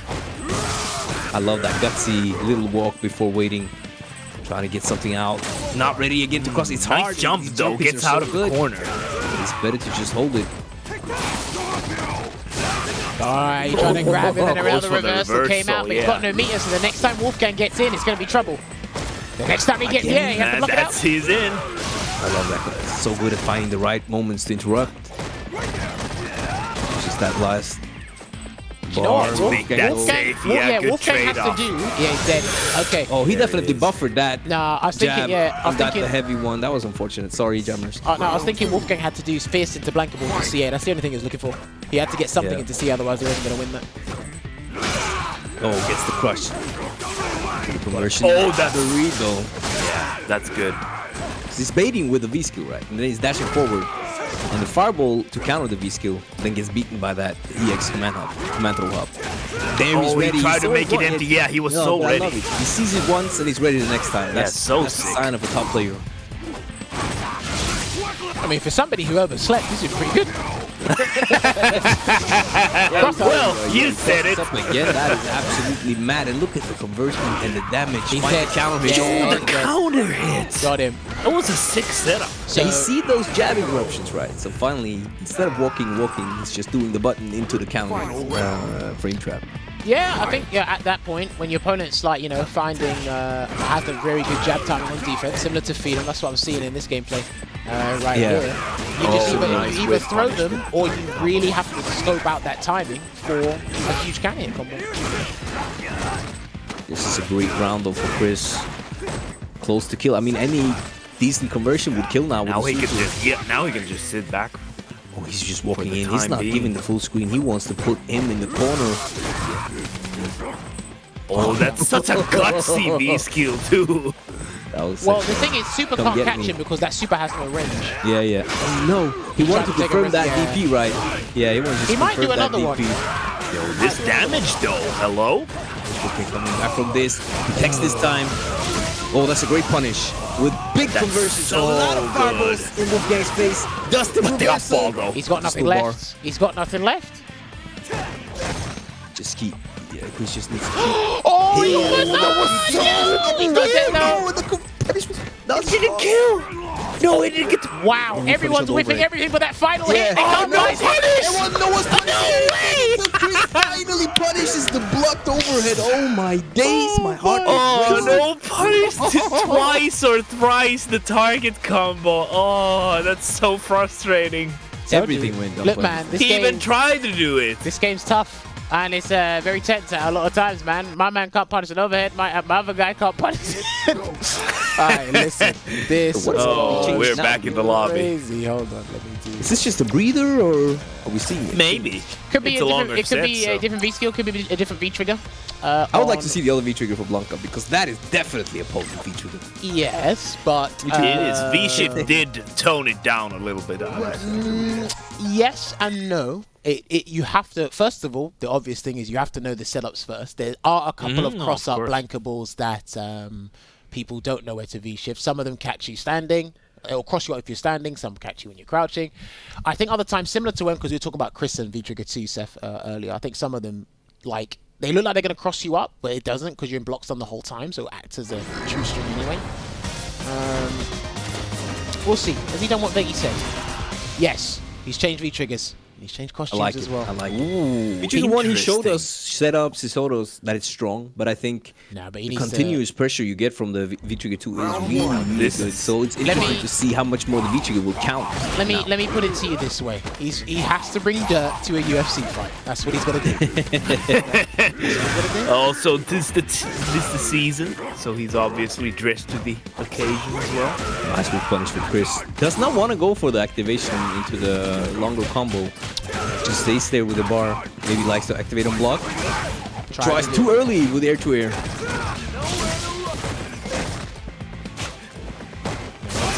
Chris, yeah, so he makes amends immediately. It's the early SF4 anti-air. Block Right, the here it jump in. comes. DP the button. He's going to wait till that V-Trigger. Yeah, he's going to wait till the V-Trigger runs out. He's going to blank his way back in. This is gonna be Now this is gonna be scary for Chris. Good block. my days. Nice block. Fantastic block. And a good block of the cross-up as well. Yes, he blocked the cross-up. And Chris could have punished that if he knows. Oh, it was over it. And that was perfectly spaced to get the auto whiff punish on the attempted punish from Wolfgang. I wonder if that was Well, something that he thought about earlier. I need to get that spaced over. Don't forget as well, Blanca can charge his overhead now. He can charge it like Nakali can. Yes, that's true. You don't really remember that. Oh, great whiff punish, but does not convert. Gets a throw anyway. He's now on that double jab before he's dashing. He's been doing that for a while now. We can start checking. I love how he's using the V skill as well. Dash up throw. He might have to do another Blanca ball, but he gets interrupted. Great jabs from Chris again. And he's in. Gonna get the shoulder tackle for Oki. He's going to take a couple of grabs, and he doesn't. That's nice punish this The time with the Wolfgang is still V-Trigger. good though. There's so many guesses right now for I don't Chris. know about that. I don't know about that activation. Yeah, I'm not sure the about that hitbox DP, let's activation. go! But you don't have the He needs EX now something though. here. Nice dashing surprise. He's not dashing much, and when he does, Wolfgang just caught off guard, automatically going for the tech. Chris one step ahead with the shimmy. Do you know what? I probably understand why he wanted to activate there, but I don't know. Me personally, I disagree with that because he could have the bar to play with full screen. I think he wanted to gimmick him out. Blanca balls once again. No meter, just has to deal with this. Nice interrupt once again, now for the whip punish on that. He's so light ball and gets the shimmy. This was looking so strong for Wolfgang, but right now it's looking like all Chris. Shimmy again. The damage and the Oki. Shimmy again! Oh, no! There it is. He's been falling for those. Chris is so good at setting that up. Oh, and the whiff back medium? That's for extra style. Is that payback for the taunt earlier? That's my own taunt. Take that, take that, take that.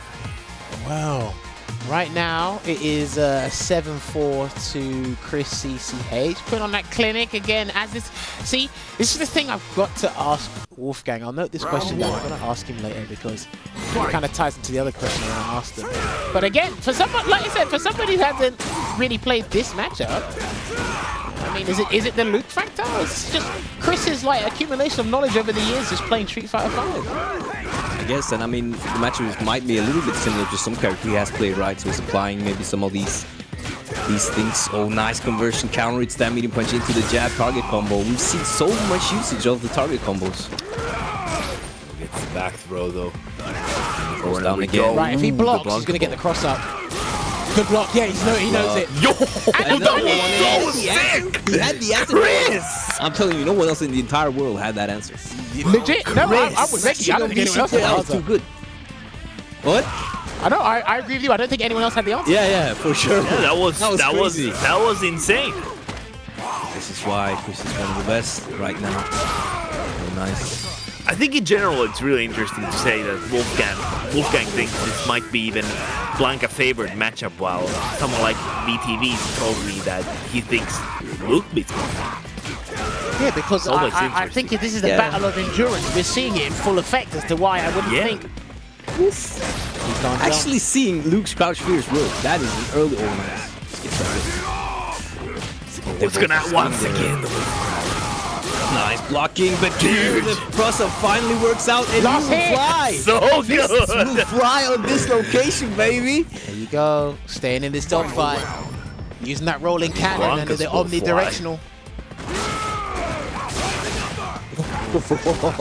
Just throws it out there. I love it. Like, calm down, bro. Again, I feel it's okay for Wolfgang to be hit by that because a metered Luke is a dangerous Luke. Yeah, Exactly. well, okay, he's got no meter now, but Chris's defense has been, like, immaculate. So, the thing is, even if you're making him splurge the bar, it's hard to get in and open up Chris comfortably, you know? That's true.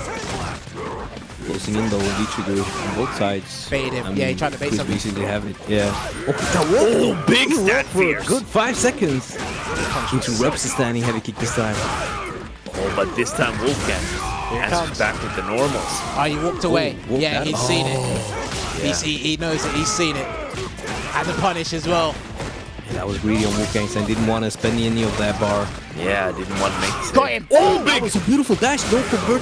Could you convert Gets there, it Dan? anyway. Yeah, but I think you have to cancel it immediately. I don't think there's like a late Immediately, cancel. yeah, I think so as well. Yeah, I don't think there's a late cancel for the rolling cannon follow. I think you have to immediately see it. I don't think he immediately saw it. But anyway, he got that game. Still staying in this fight. Again, this has actually been pretty damn close regarding what's happened. And again, someone's being as elusive as they can be. And it seems to be still a bit of a struggle. But I do like that when Wolfgang is slowing down, he is ready with whiff punishes. He knows how to space those. He doesn't really whiff that much. So he's definitely showing us what he said, that he has the understanding of the neutral game, but he also likes to bring in, as you said, Jammerz, the elusiveness to his game plan. In and out, in and out. Oh, okay, nice walk under. Walk under there. Oh, I didn't know you could do that. Too early. Flick from Wolfgang. Does not want to take now. Trying to stop him from backdashing. Oh, there you go. Stand medium punches. This is where the fun begins for Chris. Drops the combo though, Chris. And Wolfgang starting to close it up. Close it in, closing in. Do you know? I feel Wolfgang's been doing more work outside of V-trigger than the V-trigger swap. Yeah, that's a good point. Now, obviously, yes, this is I don't- V-trigger. yeah. That's stating the obvious, but I think he's been doing more work without the V-trigger too. Than with Yeah, the V-trigger definitely hasn't been Is he stunned? No, he's not. the straight up answer, I think. I think with Visco 1, that would have been stunned. Yeah. Oh no! Oh, just trying to walk. He's out. Cross up. No way, he got it, but he didn't believe, so he already And the committed to ambiguous the jump word. as well. Yeah. Not gonna use it. Because he needs to Still save it. has room for one more. Oh, got greedy. It's not that he's getting greedy. It's because Chris has avoided the cross up like 3 out of 4 times. So he's trying to see if Chris is ready for the cross up or trying to punish him. Everything's done. Try and walk out of it, maybe jump. He had a round to give, but now meat advantage, Chris. Oh, nice. It's been a while since he used that bait. Chris not ready this time. Oh, Oh, punish this on time the he landing. gets- So ready. Not afraid when he sees Yeah. the way that Blanca moves. Probably very ready for it. Another whip punish. I love it. I think the EX1 is the only problem. Uh-oh, Sun's racking up. Back throw will do it. He done the wrong Went throw. for the forward throw. Interesting. Oi, he doesn't even It's matter. another one. The no risk Beautiful mix. movement. And the perfect KO with the no risk mix. Boy, that was nuts. What a round from ChrisCCH. Still proving to you how much of a high-level player is. Remember, he's part of Street Fighter League US. If you aren't watching that, please go and watch that. He's had some very good matches. I'm going to ask him about that later as well. But yeah, listen, it looks like outside of Dawson, no matchup phases him right now. With the way he's playing this one, a matchup that he's probably got less than 0.5% like stats on his CFN playing. Doesn't look phased about this one at all. Okay. Rotek. If throw tech won't work, says Luke. It won't work. No charge, just a jab. Brave forward walk. Stat medium to answer back. Oh, that was neutral jump good. this time. I Super like that. early answer, yeah. And we saw in the forward jumps, whip a couple times get hit, so he's reverted to the neutral jump. Stunned. Not quite. Here we go. Gonna do this. Yeah, there we go. Gets caught. Back throw. Can he get another one? This we is go. the Dude, that round we was will good. see the V-Trigger make the work. That's Spanish. And There. that's big. And Yeah. that's it. And finally, he gets to showcase the strength of V-Trigger to its fullest potential. Well, I mean, when things go your way, and if Chris did V reversal, listen, if Chris did a V reversal, okay, but he's gaining that momentum. He needs this right now, Wolfgang. It's a good start for that.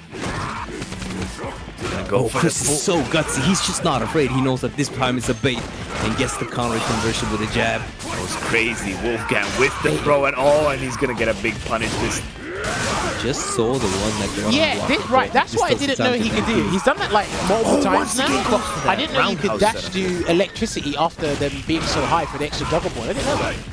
Is he dead? Yeah. Bam. yeah, he's Oh, dead. the Boom. double one. And that wasn't even Another finished. one. Yeah, that wasn't finished. He still had one more move he could have added to that combo. Yeah, he did. Okay. Double electric Okay, thunder. okay. They could end it with the rolling cat. Just like you said, Jammerz, like this is a good start for momentum if he's ever gonna get that mounted at this Get back point. into the game. Here's the Yeah, thing. exactly. Like I said, I still stand by my point. I feel he's doing more work without the V-Trigger than with the V-Trigger 2. But when Yeah. he is using the V-Trigger 2, the problem was before, when he started using it, Chris avoided the cross-ups and he just dealt with it comfortably. Then he started doing the normal stuff and getting punished. He just has to find that balance to just mix things up and know the right timing, because Chris is not going to block them all. Yeah, you can only block for so long to get that V-trigger. Making it a mix-up with the V-skill, and Oh, he's just nice like, jump. Chris is just like, I'm going to deal with the mix-up, actually jump instead. Yeah. And look at that, 35% or something. Nice, follow down, chase Yeah. down. Have to find a shimmy, no bite from Wolfgang. Chris is already kind of adjusted for the normal rainbow ball. Here comes the new combo. This is what I'm talking about. And then he didn't even need the EX, but he just ends it with the heavy rising So rocket. much damage. Oh yeah, there's plenty more left on the table. Yeah, there's plenty more if you feel like it. What a crush. What a start to this round. Oh my In the round god, number and into the 59. corner we go. Yeah, the strength of Luke is really showing a nice V-shift, but you don't get a punish. It'll be like 0 or -1 or something like that. Shimmy, starts racking up. This He's in is trouble. so bad right now. Stealing away this one. Here we go. It's gonna Yes. be nice And V-shift, another but he just one. chases him down. Yo, he went for the biggest neutral jump? Yeah, but oh, he's dead. Yeah, we have. Bow. Yeah, that's Dude, done. that was sick. He's dead. Jesus. All it took was one V-shift, preserve those resources, ends it with the Annihilator CA. But what was crazy, right, is when Chris avoided the first cross-up, he V-shifted, and then what did Wolfgang do? Come right back in, there's another cross-up waiting for you. That's what's crazy Like- about that V-trigger. It's just cross-up upon cross-up upon cross-up. But then, what you have to do, and this is one of the reasons why V-shift is very powerful against Blanca, especially after throw tech situations. If there's a fair bit of distance, Blanca players, 9 times out of 10, they're going to do the heavy Blanca ball, be ready with the V-shift and punish. That's what you got to be ready for. True. We might be going back to the other V-trigger now. Or? Yeah, I can see him going back to the other V-trigger. The other Yeah. V-skill, I don't agree with. It probably could No, work. yeah. Yeah, at because this point it would be like super late. it's not super late, because look, again, if it doesn't say 10, then you haven't lost yet. That's how I see it. If it doesn't say If 10, it you doesn't haven't say lost it. 10, it says 9. Oh, well, yeah, this is it. You Or gotta- other, or Am I any other lying number. or am I right? I mean, well, you left out some important parts, but it doesn't matter. Well, anyway, let's see what the V system change is. Because again, I do like Blanca's V system. It's got some stuff to work with. Let's see that, Luke. Yeah, V-Trigger 1. Okay. Yeah. He's tried. He's exhausted the V-Trigger options, and I think he's just found there's more stability, maybe Yeah, that's true. comfortability Yeah. as well. Especially for With- longer sessions. And that's good. He got some good wins with the V-Trigger 2 as well. Maybe if he tried V-Trigger 2 first. Yeah. Kind of steal those away. And then bust out the V-Trigger 1. That's a longer Punish set. for that. That's always the question. But what a jump. What a jump time. It looked like he was going up for a button. Wolfgang presses. Oh, that's going to be big. I don't there think it's it going to be is. stunned. Not quite. He didn't spend the bar, so that's going to be dead anyway. The barrage of the mediums. All right. Looking good here. He's on the verge of winning his next first to 10 on the set series here. ChrisCCH with a different character. Unless Wolfgang has something to say about it. That looks fake. Definitely looks fake. It was proven to be fake by Chris himself. Punish. It's just so unafraid. This is what you need to do. You need to know when to do these things against Blanca. Okay, here Wolfgang. Right, if he lands a Major one jump in or a chance with the counter hit, activation. he's dead. I promise you that. A jump in or a counter hit, anything.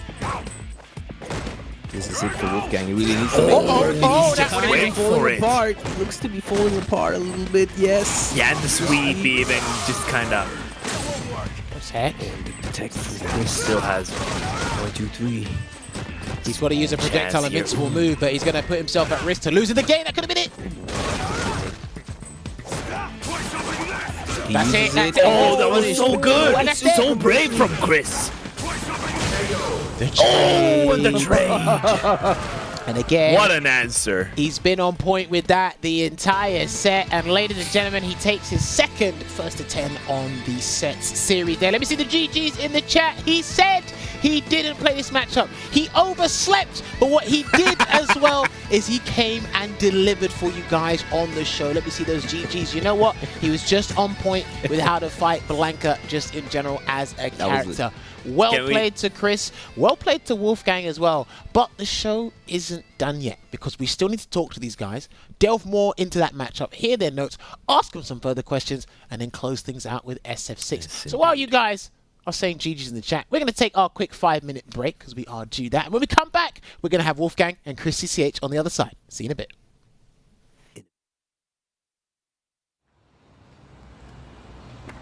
Keep coming. Keep coming. Keep coming. No! Hey, stop! Watch out!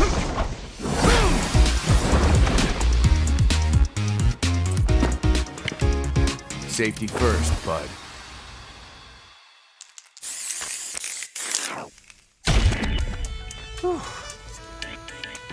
You my new recruit? Yeah.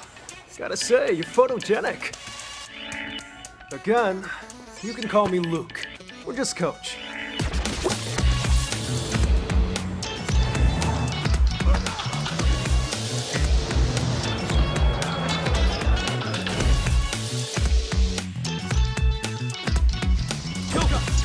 Spinning bird kick. King, fight! Rising uppercut. Spinning bird kick. Gotcha!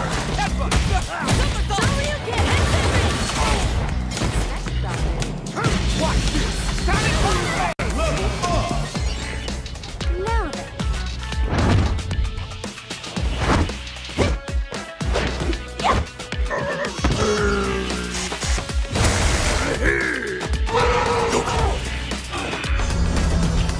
Jungle House, Olvaha, open for business! Shall we begin?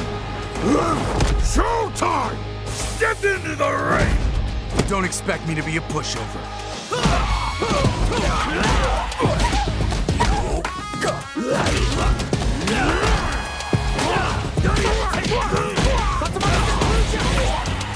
I'm so strong!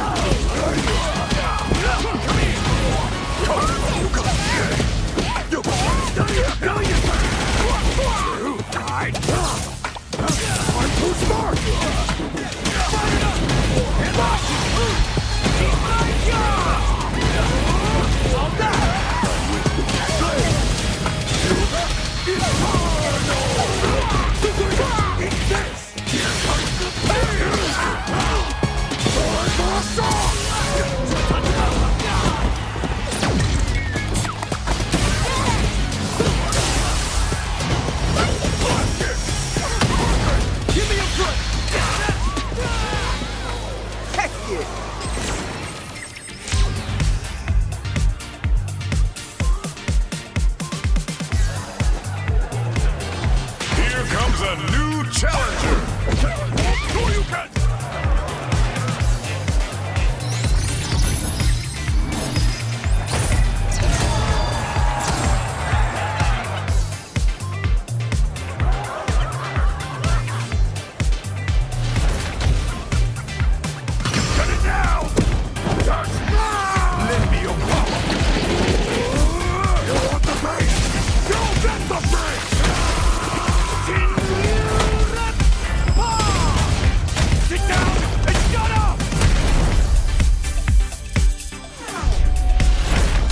Fighter 6. Scrap heap. Ready. Start.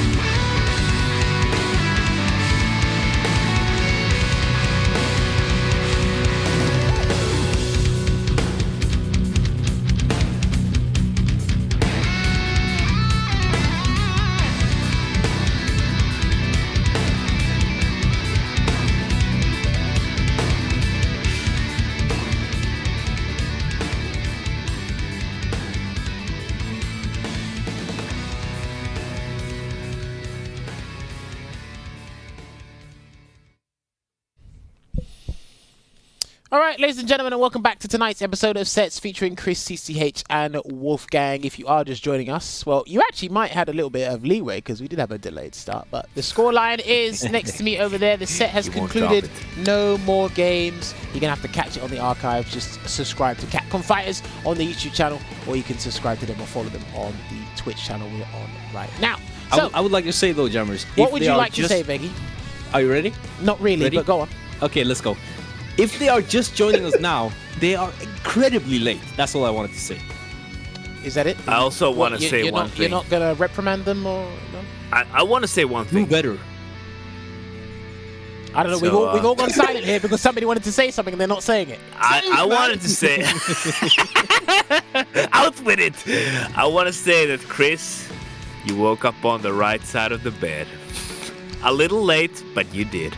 Well, I'm glad that we moved past that point because I don't know why you wanted to say that. Anyway, right, Wolfgang, Chris, can you guys hear me loud and clear once again?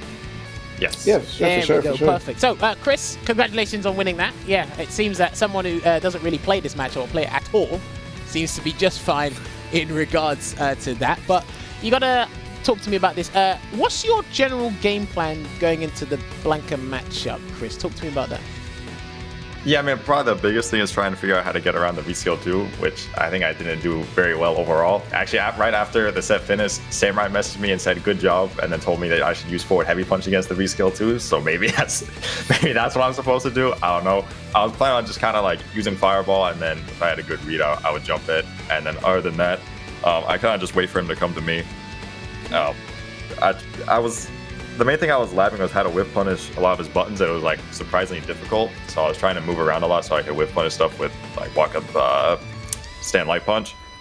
But other than that, I kind of just wait to see how he wants to play. If he wants to play like a really slow turtle game, then I'll use more Fireball and I'll walk up and try to do like some stagger pressure and move into ranges that are good for me. But if he's going to be playing really aggressive, then I'm just going to kind of sit there and punish whatever approaches he tries to use. So that's kind of my overall strategy. Okay, no, I like that. There's a bit of mixture of playing defensive, going offensive if need be, or trying to challenge. Because your air to airs against a lot of the rainbow rolls was pretty good, and obviously your spacing over time it got much better to the point where it's just like absolute perfection against the regular blanket balls was actually great to see. So good stuff from there. You did mention that Blanca's buttons can be annoying to whiff punish. I do agree with you in that regard, but we do have Wolfgang here. Wolfgang, would you say that's a safe assumption from people who don't play the character? Is his buttons easier to whiff punish, or do you think they are difficult for a lot of people to whiff punish? I will say this, as a character, as Blanca, like he's always kind of been like that deceptively, like, oh, where is this hurt box kind of character, right? So when you're fighting someone that's willing to play the ground game and play footsies with you like that, it could be kind of weird to tell where he's actually standing. Like I noticed there was one time, I think early on in the set, I whiffed the button and he tried to whiff punish it and it whiffed, and it's because he didn't stand in the right spot. So I tried going for like, I knew he would like do a button and walk back, so I tried to walk with him and low forward. And I was like, oh man, it whiffed, and then he whiff punched it. So I think he started adapting to where I was actually at on the screen. Not to say I don't abuse that, but I mean, it's just like a passive kind of thing, you know, like they think he's there when he really isn't. I will say though, his heavies are actually deceptively very easy to whiff punish if you like stand in the right spot and like wait.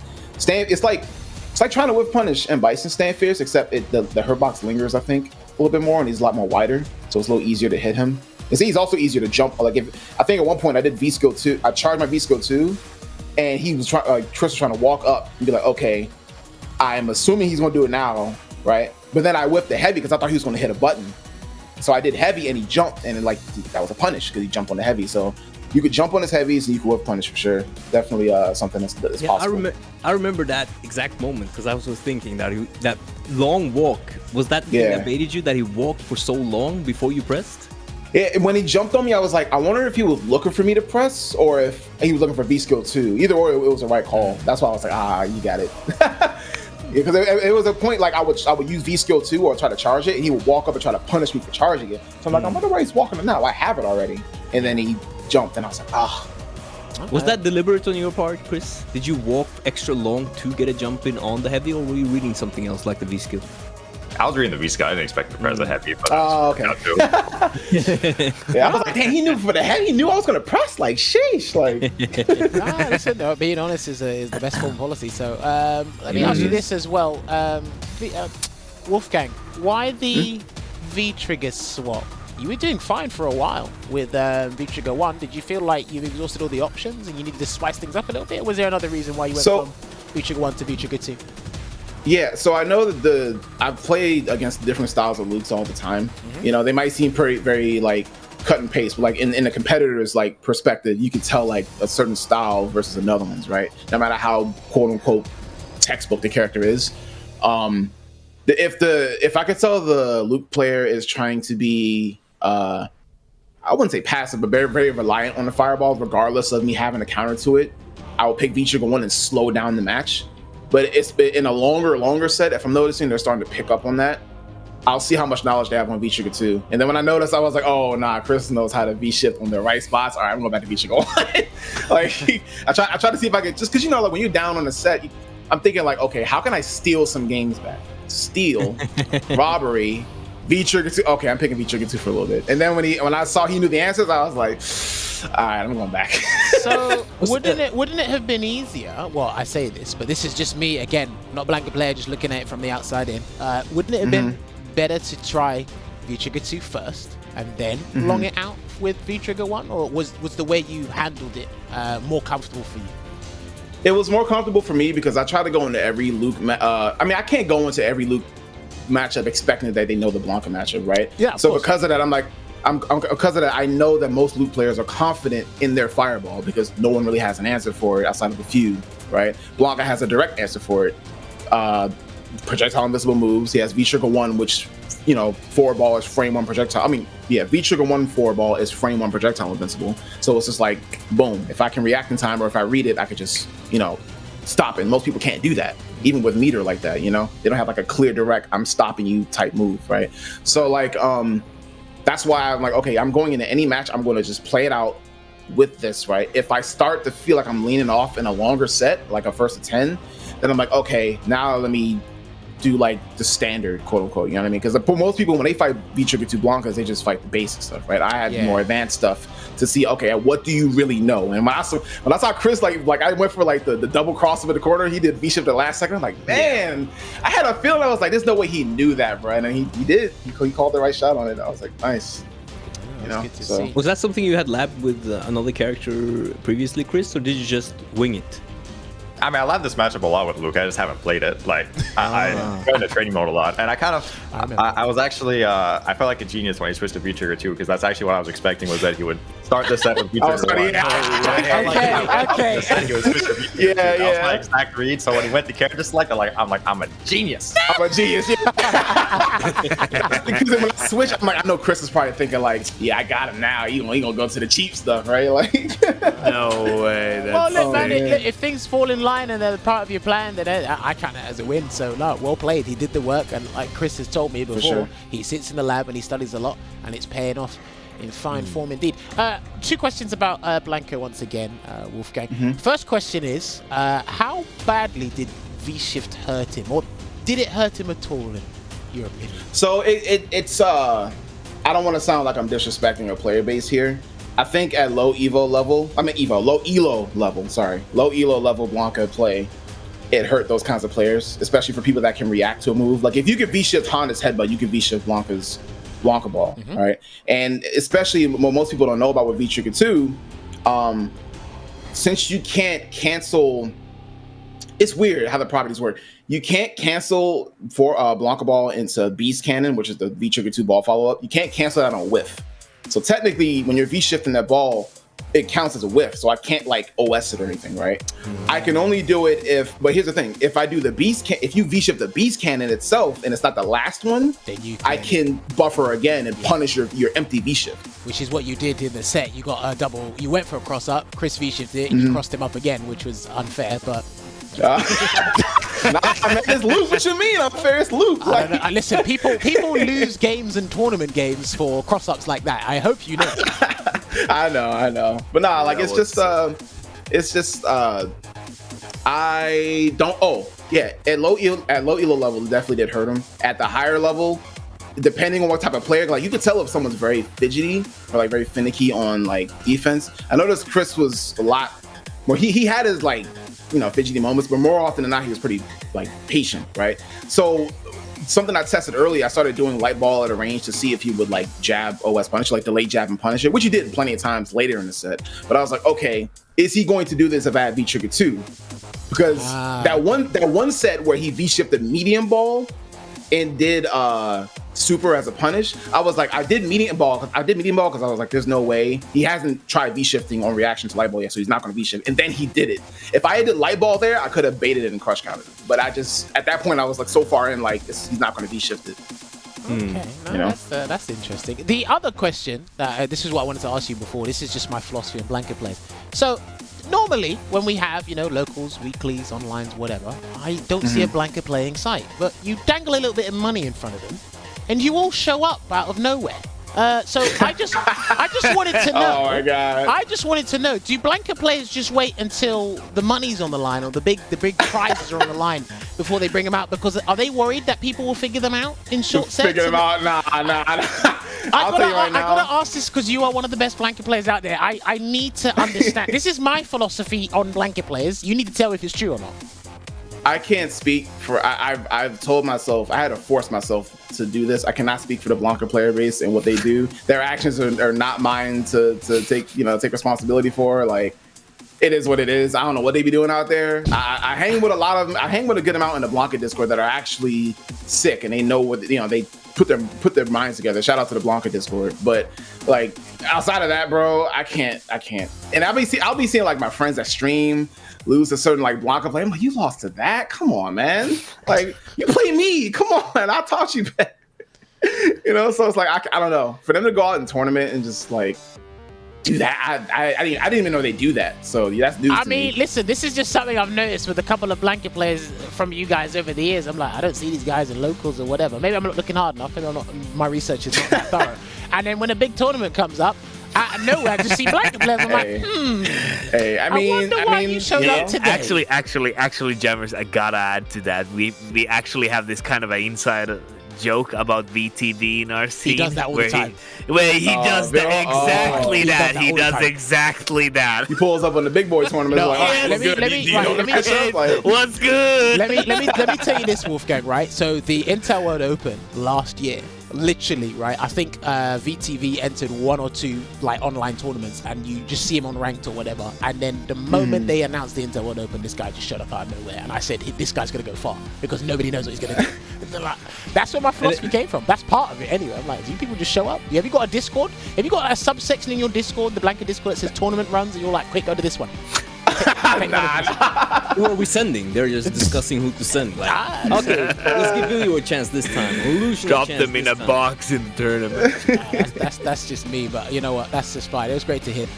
Also, Chris, I gotta say, like, from when I watched you last year, and even when I played you back in 2019, your defense has just improved like tremendously. So really good improvement there. I really want to congratulate on that. Your defensive choices in general, what do you think about when you're on defense? Because Veggey noticed this, like your jab timings and just like your choices, which is bang on point. What do you think about when defending? Yeah, I mean, I think the first thing you should think about when defending is trying to beat anything that you can react to, like remove as much guessing as possible. So like the first thing I'm going to do is like, if I'm just playing safe on defense, then I'm just going to let them throw me. And then anything they do after a throw, I can at least somewhat react to. Like, even if they're going to walk up and go for a throw again, there's very few characters in the game that aren't going to have like a pretty noticeable walk forward animation when they're going for that second throw. And then anything else they try to do, like, you know, if they try to mix in something like a dash or a jump forward or Wolfgang's special block a ball over. Oh my god! Or anything like any of that classic. Stuff, you can all react to that. So that's like the first thing I'm going to look for is making sure I'm checking any of those. And then obviously part of it comes down to a read, but it's sort of like somewhat read and somewhat reaction. When I see someone go for a walk up throw, I can react at least to the fact they're walking forward, and they might go for a walk up into like walk up and then do a button that'll catch my jab, but that's sort of unusual. It's more like a hard call out on my jab. Another thing is if they shimmy, you can kind of react to that as well. Like if someone's walking back and you see they're walking back and you don't need to tech, but if someone's like walking forward into your range and trying to throw you, you can sort of semi-react and tech there. So I try to make it as reactionary as possible. And then also just on top of that, but when you play reactionary like that, people kind of start to move weird to bait out your reactions, and at that point when you see someone's moving weird, then you stop reacting, you're just immediately pressing your button that way. So that's kind of my general defense. I saw a little bit of that. Yeah, that sounds like a very good mixture, and that takes a lot of work because that's not something you just learn overnight. It looks like that takes a while to kind of master that. I actually have one question. Go for it, please. So Wolfgang, I wanted to ask specifically because of Blanca. Do you think Blanca in general has trouble dealing with Luke's jab? Because some characters with like stubby normals seem to have like issues in specific ranges. Yeah. I don't necessarily think that as on at face value he has an issue. I will say that it depends on the style, because like I've always said this to people that ask me like, how do you feel, like, you know, because people are asking me, how do you feel about fighting Chris? How do you feel about fighting Chris? I'm like, he loves to play the mid range. That's something I noticed. He will walk up in your face and just like be at that range no matter what. So like he would do like round start. He would round start, walk up, and even if I was trying to like backdash out of the V skill, he would catch me stand jab. I'm like, oof, right? So and I know he also has a lot of like whip traps that lead into stand jab or stand strong again, or even crouch jab into light knuckle, right? So I don't think in general he has an issue with his jab, because Blanca has a lot of counter pokes to it. If I, you know, as a read, like stand fierce, his own stand jab, own reaction, even crouch medium punch. He has options. I think it's a little harder when you're on the back foot and you rely on charge. If you're trying to like commit to a whip punish rather than just little tap back like stand medium punch or something to tap it back. And when it comes like, because again, like I said before, like if it was an interaction mid-screen, I would do a light, he would walk back because he's looking for me to overextend with a walk forward button, you know, like footsies, right? Stand jab is good for that kind of thing, and I'm just like, dude, like, oh my God, it's such a good button. Like, I don't think it's not. Like I said, I don't think it's on paper, right? If every Luke in the world, like, try to apply in their game plan, right? Not everybody will succeed the same way Chris does. The way he uses that jab is wild. Like I'm just like, dude, I'll try to initiate by going in, stand jab, like walk back, stand jab. I'm like, sheesh.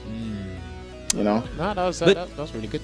I'd like to ask something else, Wolfgang, because I saw you first, like, just to give an idea of what I'm talking about. You would do, for instance, a throw, jab, dash, throw, and then Chris would start checking that because he was looking for the jab instead of just the dash, right? But then you started doing 2 jabs and then dashing.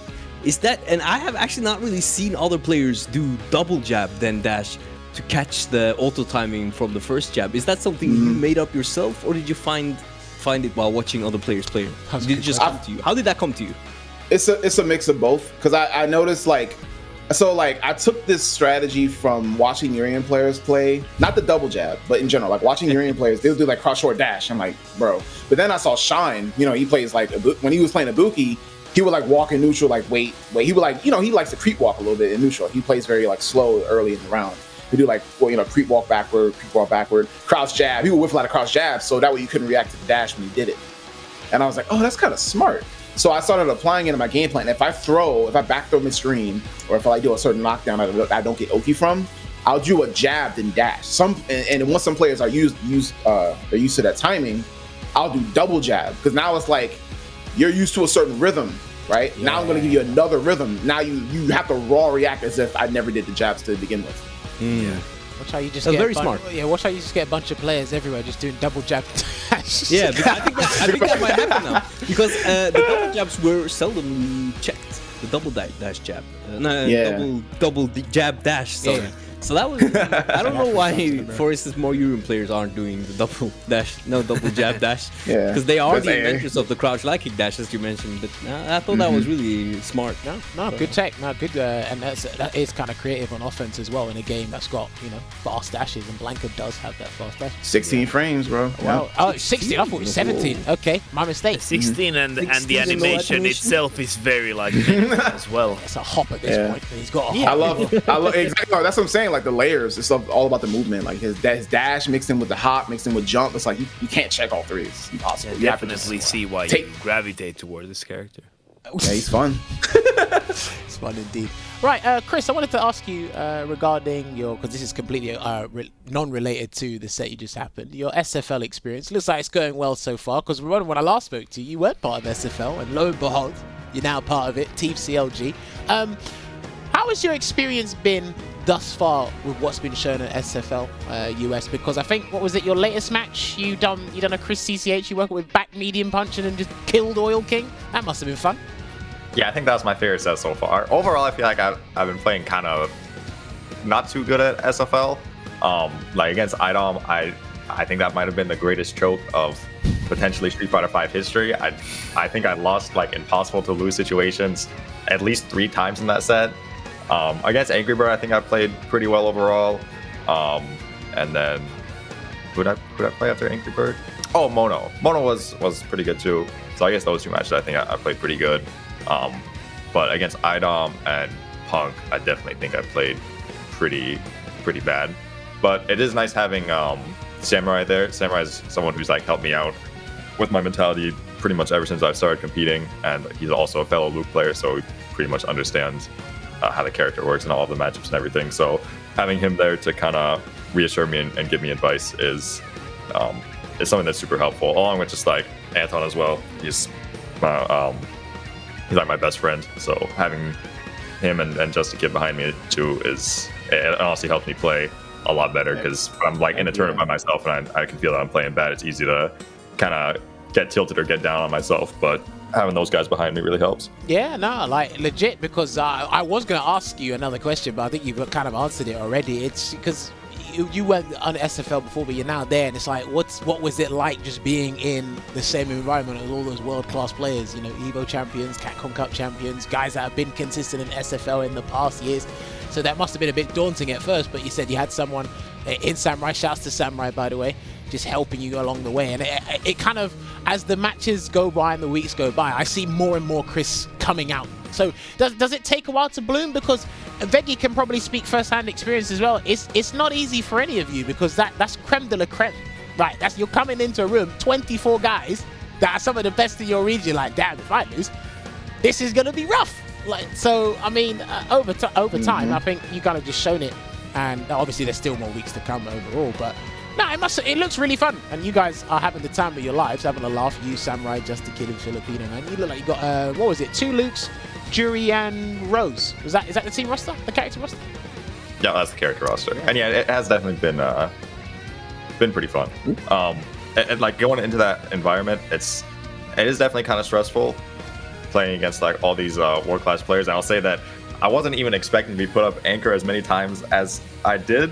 Like we made like a whole spreadsheet of who we would want to go up against each player. And when I was looking at that, I wasn't thinking I'd be going up anchor that many times. But then UIU was the first time so far where I wasn't anchor in that match. And it's a lot less stressful when you're playing a 10-point match versus a 20-point match. The 20-point matches are very stressful because you know you're putting basically your entire team on your back. Like no matter what, if you lose that, either your team is losing or it's going to a tiebreaker. Like the best case scenario is if you lose your anchor match, it's going to a tiebreaker, and no one wants to have a 1-1 for the match. So it's much more stressful being in that position. I think y'all team had the best energy, bro. I loved y'all energy on SFL. It was great. Yeah. And you know what? No, actually, Chris, you actually kind of worded that probably the best way possible in terms of just the stressfulness. But again, for spectators and me as a commentator, just looking at it, that's great. It's like, oh wait, they can equalize and have a tiebreaker. You like, I really don't want to fight this guy the 1-1 right now. That's what some of you exactly must be feeling like. But it's great to see. I mean, Wolfgang, if you ever got the call for SFL, would you take up the opportunity? Obviously, it does take a couple of days out. 10 million% I would. Yes, I would love to be on SFL. That would be amazing. I would love the experience, man. Okay, fair. Oh, no, do you know what? That brings me on to the impromptu question as well, because Capcom Cup did get announced. Chris, let me hear your perspective on this first. Capcom Cup being a week long. What do you think about that? I absolutely hate it because I am a student. I'm trying to go to school out here and you guys are asking me to take a week off. How am I supposed to do that? That's crazy. Like, I'm not 100% sure if I'm going to be able to go or not. I will try my absolute best, but it might not be able to happen. So I hate it. Well, thank you for your honesty and your bluntness. Wolfgang, what about you? So change of pace. Capcom Cup being a week long, what do you think? Do you mean as far as just like... Yeah, because usually what happens with tournaments and finals, you have it over the span of a weekend, 3 days, or maybe 4 days, you stretched it, but a week long for finals. Oh, the time you mean. Yeah, so time. I think if I'm not gonna say brutally honest, but like just straight up, for someone like me, you know, I don't mind it because of the kind of work that I have. Like I can make time to be like, okay, yeah, I can get a week off and go. Like it's in LA. It's pretty sure it's in LA. It's like not that far. I'm in the same state, so it's cool. But for other people, especially if they're like traveling, and it's like they got to put even if they're not traveling, a whole week off.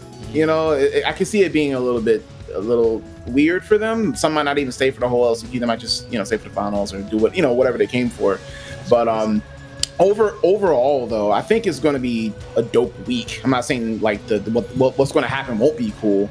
I just think that it might be a little inconvenient for those that have to put off work or travel far, Okay, well, I'm gonna probably start asking more players about the question, because again, it is a change up in things, and obviously Capcom Cup is different. Yeah. It's gonna be the last one for SF5, but it's great to get your opinions on that. Guys, have you got any more SF5 related questions you want to ask these two before we move on to SF6? Mine isn't actually just Street Fighter 5, but I have this new question that I like asking. So I would like, this is for both of you. We can start with ChrisCCH.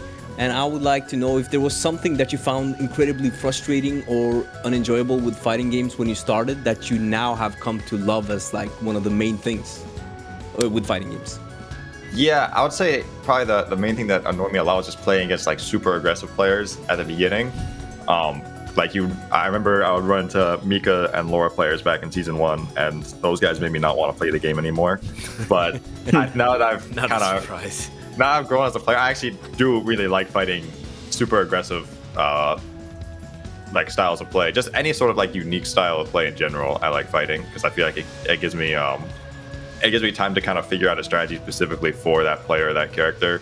And that's the one that I have a lot of fun with now, is just going in training mode and watching replays and coming up with those strategies. So I've definitely changed in that regard and kind of enjoy fighting those characters and players now. Very studious indeed. Wolfgang, what about you? And I'm assuming we're talking about like just. Is there anything when we were first playing fighting games that we found frustrating to deal with at first? Like, you know, I hated anti-airing, I hated Blanca. Combos were too hard. I don't know, anything. I hate, but yeah, sneak that in there. You Jammerz. You had to sneak that in there, right? Yeah, all right. Me personally, like, it's been so long since I started because I've been playing fighting games since I was a kid. Like, not competitively, like for real. You know, my first competitive game was Street Fighter V. I did play Ultra Street Fighter 4 as casually. Played a lot of other fighting games growing up as a kid in general. But like, if there is one thing I can say that I really did not like about fighting games, it's like how, I guess when it comes to like character design, how it can gravitate certain player bases, right? And I'm not saying, I know it's gonna sound weird. I know, you know, I might have your brains hitting a pop shove it by me being a Blanca player and all, but like, you know, like me personally, it's just, I don't know, man. Like when you look at people that play characters, and I'm gonna just say it straight up, like Abigail players, bro, or like even certain like players that, or like Alex players, Geef players. No disrespect to you, Veggey. I know you used to play Geef players. Like you just see their mentality. Like, they get so sad that they can't have something that's as broken as a top tier character in the same regard. Or like even when Poison came out. Right? Everybody was like, oh, why doesn't she ever DP anymore? Or, oh, this, that, and the third. I'm like, bro, she doesn't need it. Like, people can't look at archetype and see. And, you know, I'm not expecting everyone to be a pro, right? But just like, I don't like that kind of mentality when they're entitled. They're entitled to having something because they play a certain character. Bro, if you don't just like, you know. Are you saying that they can't accept a new design or change as to something that was working for so long? Not even just a change. Like, let's say like, you played X archetype in one game that's complete. It can be even completely different from like another game. But we're going to use Street Fighter as an example. They're not the same archetype that as another character, or even the same character that you played in this game, and you get mad about it. I'm like, why don't you take the time to look at what the character has to offer? If they aren't your cup of tea, that's not the character's fault. You just don't like it, and that's no one else's fault. And it's like, why are you being? I don't know. It's just weird. That's something like. Growing up into the competitive scene, I noticed no matter how long, even from season 1 of Street Fighter 5, and even Ultra to an extent. I'm like, man, you're asking a lot from FGC players. Yeah. Oh, I know. You're actually just firing shots at me, but that's okay because I like you anyway. So hey, let's go. Oh, dear me. But yeah, you know what? It was great to see that. Yeah, we got a little bit of time for the SF6. Oh, could I just ask also, Wolfgang, quickly? When you played Mena at Evo, do you think Birdie would have been a better pick, or is Balrog the pick against Blanca? I think both, in my opinion, both matchups are even. I've had to fight tooth and nail to tell people that, especially Balrog, but I do think Birdie would have probably been just as decent of, I don't want to say decent, it is Meta we're talking about, but like I do think that like it wouldn't have mattered. Like we would have been playing our best regardless. I feel like Mena, you know, regardless of the alleged counter pick, you know, he did play his best. I played my best, and we just did our thing. You know, like I tell people, like, you know, it's all about when I fight Balrog, it's all about the counter crouch. You have to establish that they cannot throw dash straight in neutral. And when they start abusing lows or not doing dash straight as much, right, because of the rewards you get, that's good. You know, it's still Balrog, but it's not 6-4 like people say it is. It's like, nah, it's actually even, you know? So that's why when he picked Balrog, I was like, I got so much confidence right now. It's not even funny. Like, but yeah, I don't think it wouldn't have mattered. Like, you know, we would have played our best regardless. Okay, I like that answer. Nice in-depth answer there. Right, we got time for a couple of SF6 questions. So am I right in saying that you both played the SF6 closed beta? Damn, almost 2 months ago. Did you both play? Yeah. Yeah, we did. Sweet. All right. It's nearly been 2 months. That's crazy. So on a Tuesday. Chris, let me. Jesus Christ. Chris, let me get your opinion on it first. So, what were your general thoughts on the game, and which character did you play whilst playing the beta? Yeah, I definitely liked it overall. I started by playing Luke, which probably makes sense, and then I decided that Luke is terrible and needs several buffs. So I stopped playing Luke entirely and just played Ken. And Ken's a lot of fun. I like Ken a lot. They gave him a lot of cool new moves, cool combos. His stamina confirm is really fun. So I like playing Ken a lot. I don't know if he's who I'd actually play in the final version. In the final version, the two characters I'm kind of interested in seeing right now are Balsam and Ed. Wait, sorry, Those are I like- couldn't. I didn't. Hold on, I didn't clean out my ears. Sorry. I can Those hear are you, two characters bro. I want to play. Wait, you said Dawson. Dawson and Ed. Wow. All right. Okay. So those that's characters, I only play good characters. So if they're not good, I won't play them. But I feel like they Talk to him. Okay, that's they what I like could to be- hear. If they're good, I think, and especially if Dawson is Dawson level good, because that's a whole different level of good we're talking about. Then How I'll much of a definitely level have of to good? play him. I mean, he's the best character in the game in this game. I mean, Why are you not playing him in let's- this? Here we go. Here we go. let's just. All right, I can explain that actually. I can explain that. Okay, yeah. I'd love Alright. to hear that Well, actually. I don't think Dawson was I think Dawson has been broken for a very long time, but I don't think he was the best character in the game until this season. And at this season, I feel like I've gone so far without playing Dawson that I don't want to stain my entire legacy as a fighting game player by starting to play him. But if he's broken immediately in Street Fighter 6, I'm willing to stain my legacy in order to secure the Ws. All I can do gotta- right now I is just gotta look at respect your that. still image on the screen. I have no words for you right now. I just You gotta hope respect that they. Gotta get those W's. I just hope that Stan Roundhouse into Drive Rush isn't there by the time the game comes out. That's the face of someone that hates Dawson, but well. will go at nothing to be the Aye, best. listen, man, that's what you got to do. Is if a sponsored player is part of the job. Chris, have you got any hopes and concerns for Street Fighter 6? Obviously, before the game drops. I'm kind of weirded out by the tech window. I feel like the tech window is so big that I don't really know how offense is supposed to work. But I'm kind of of the mentality of you really cannot predict how a fighting game's meta is gonna turn out. I mean, no one can even like successfully predict what a tier list is gonna look like for a new season every time you see the patch notes. So just from the interviews we have right now, even if we just played this version of the beta in tournaments, I don't know how the meta would pan out. So it's kind of hard to say. But right now, it seems hard to get offense working with how big the tech window is. It almost feels reactable.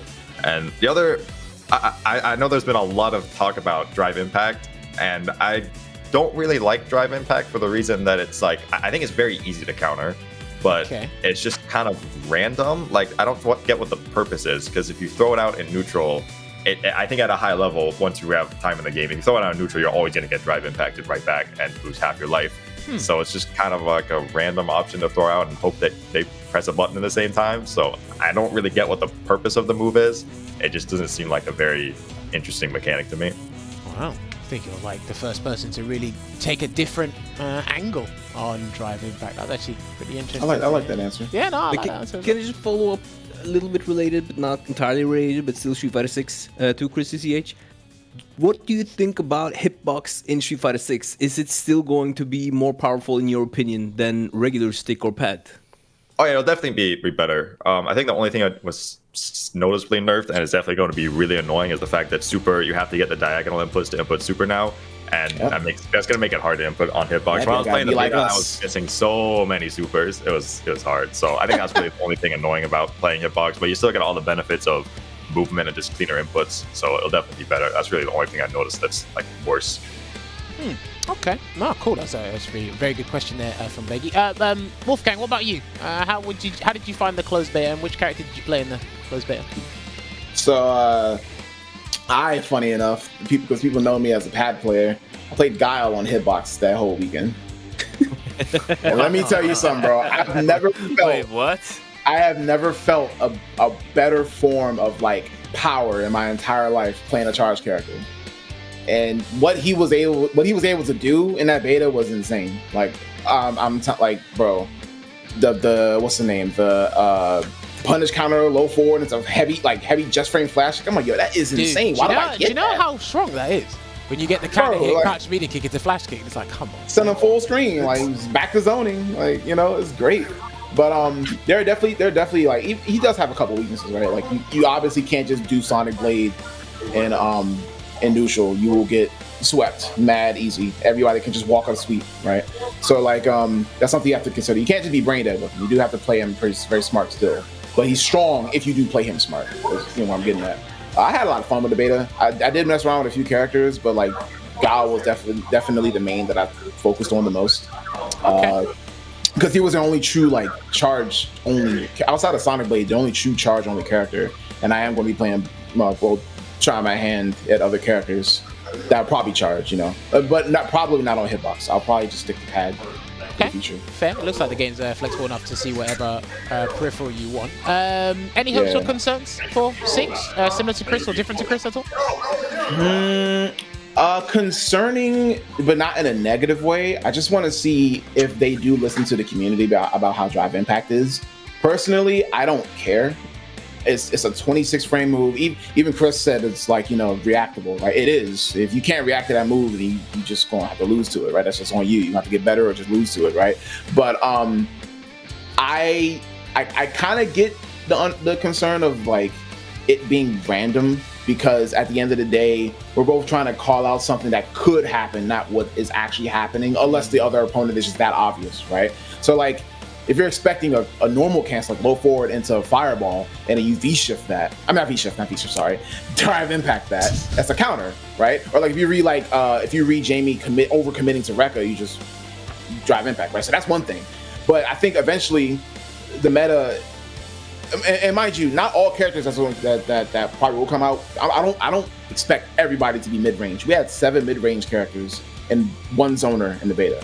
And if that's all we had to take from what the beta was, I don't see drive impact being that big of an issue, because not everybody's going to play at that range. Everyone's going to be pretty different, especially with buffs and nerfs and stuff like that over time. Hopes, like, I don't know. I don't really think drive rush. I don't think a raw drive rush should be 1 bar. I think that's a little too strong. I'm not gonna lie. Being able to just go in at any point in time, and especially because it's a flash, right? It's a flash of paint. Your brain might not be ready to easily ready to react to whether or not it was green or red, right? I've seen top players thought that someone was going for drive impact, drive impact, and then they try to GI it back, but they went for empty drive rush in the throw. And it's like, oh well, that's kind of rough. So it's like the reward you get off drive rush, especially when you can make the next normal +4 more frame advantage. That's crazy. I definitely think it should at least be 1.5, not just 1 bar. That's just too much. Okay, so just let's see if Capcom revisit how much bar you're spending from the drive gauge. Hopefully, yeah. We'll see. Fingers crossed there. Now, obviously, I should have 2 more questions. So, obviously, you guys have been participating, or like I know Chris has, and I think you guys have got one later today for you guys. Is that right? A World Warrior event? Is that what you guys? Yeah, like 2 hours.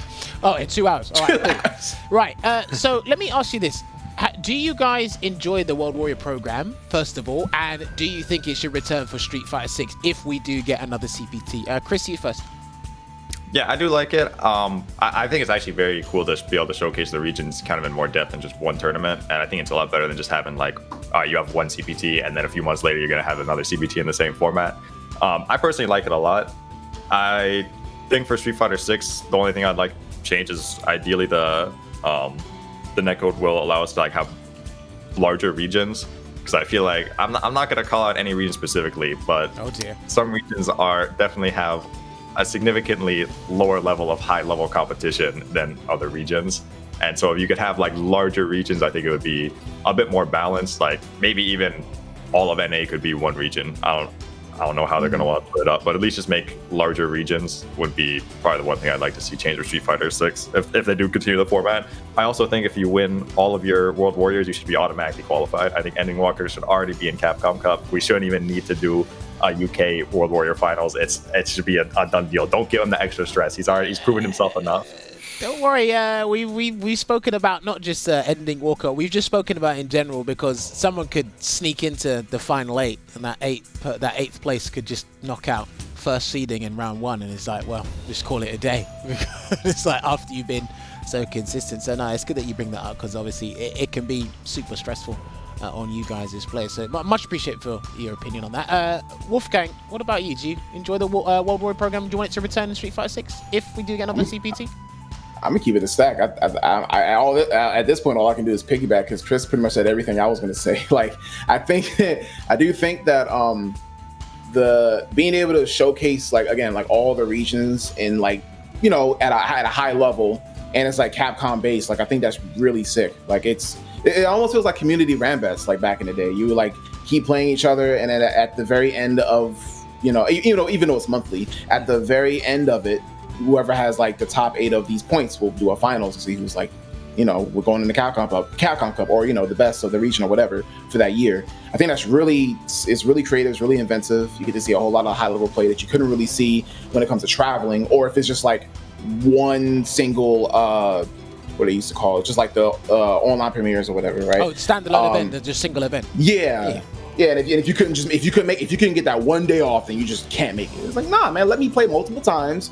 Hey, who knows? I can maybe sneak in on the last 3, if not all of them, and maybe still get win if I keep winning first. So you have that option. Also, yes, I do think if you win every single World Warrior in your event undisputed, you should automatically qualify. It's literally undisputed. Like, no one can beat you. You should go in, right? And with that in case, because I think another event did this. I think it was Red Bull. Then they did this a while ago. I think it was like, I can't remember. It was something where like the player was already like going to go to Evo anyway, or qualified or something. And so they bumped up the other 2 through 9th of the ranking and made them do top 8 or whatever, something like that. I forget what it was, but I think that's how it should be. If the person that's at first always winning or whatever, or wins every single one gets qualified, I think the other players should just like bump it up to top 8 to play it out. Also, yeah, like in Street Fighter 6, I do think it should come back. I have very high hopes, and I do hope that well, no, I won't say high hopes. I have confidence that they will be able to, because I have the netcode being stuff, it'll allow larger regions to come together and play, without feeling like you have to what's the word? Not sanction off, but kind of just go about your own region. Divide, yeah. It's because it sucks. Because you know how often I would want to play someone in Japan or play someone in even not even just tournament, just in casual, right? Like you will have that opportunity to do that, and that'll make even more opportunities for World Warrior events to even be a bigger shine.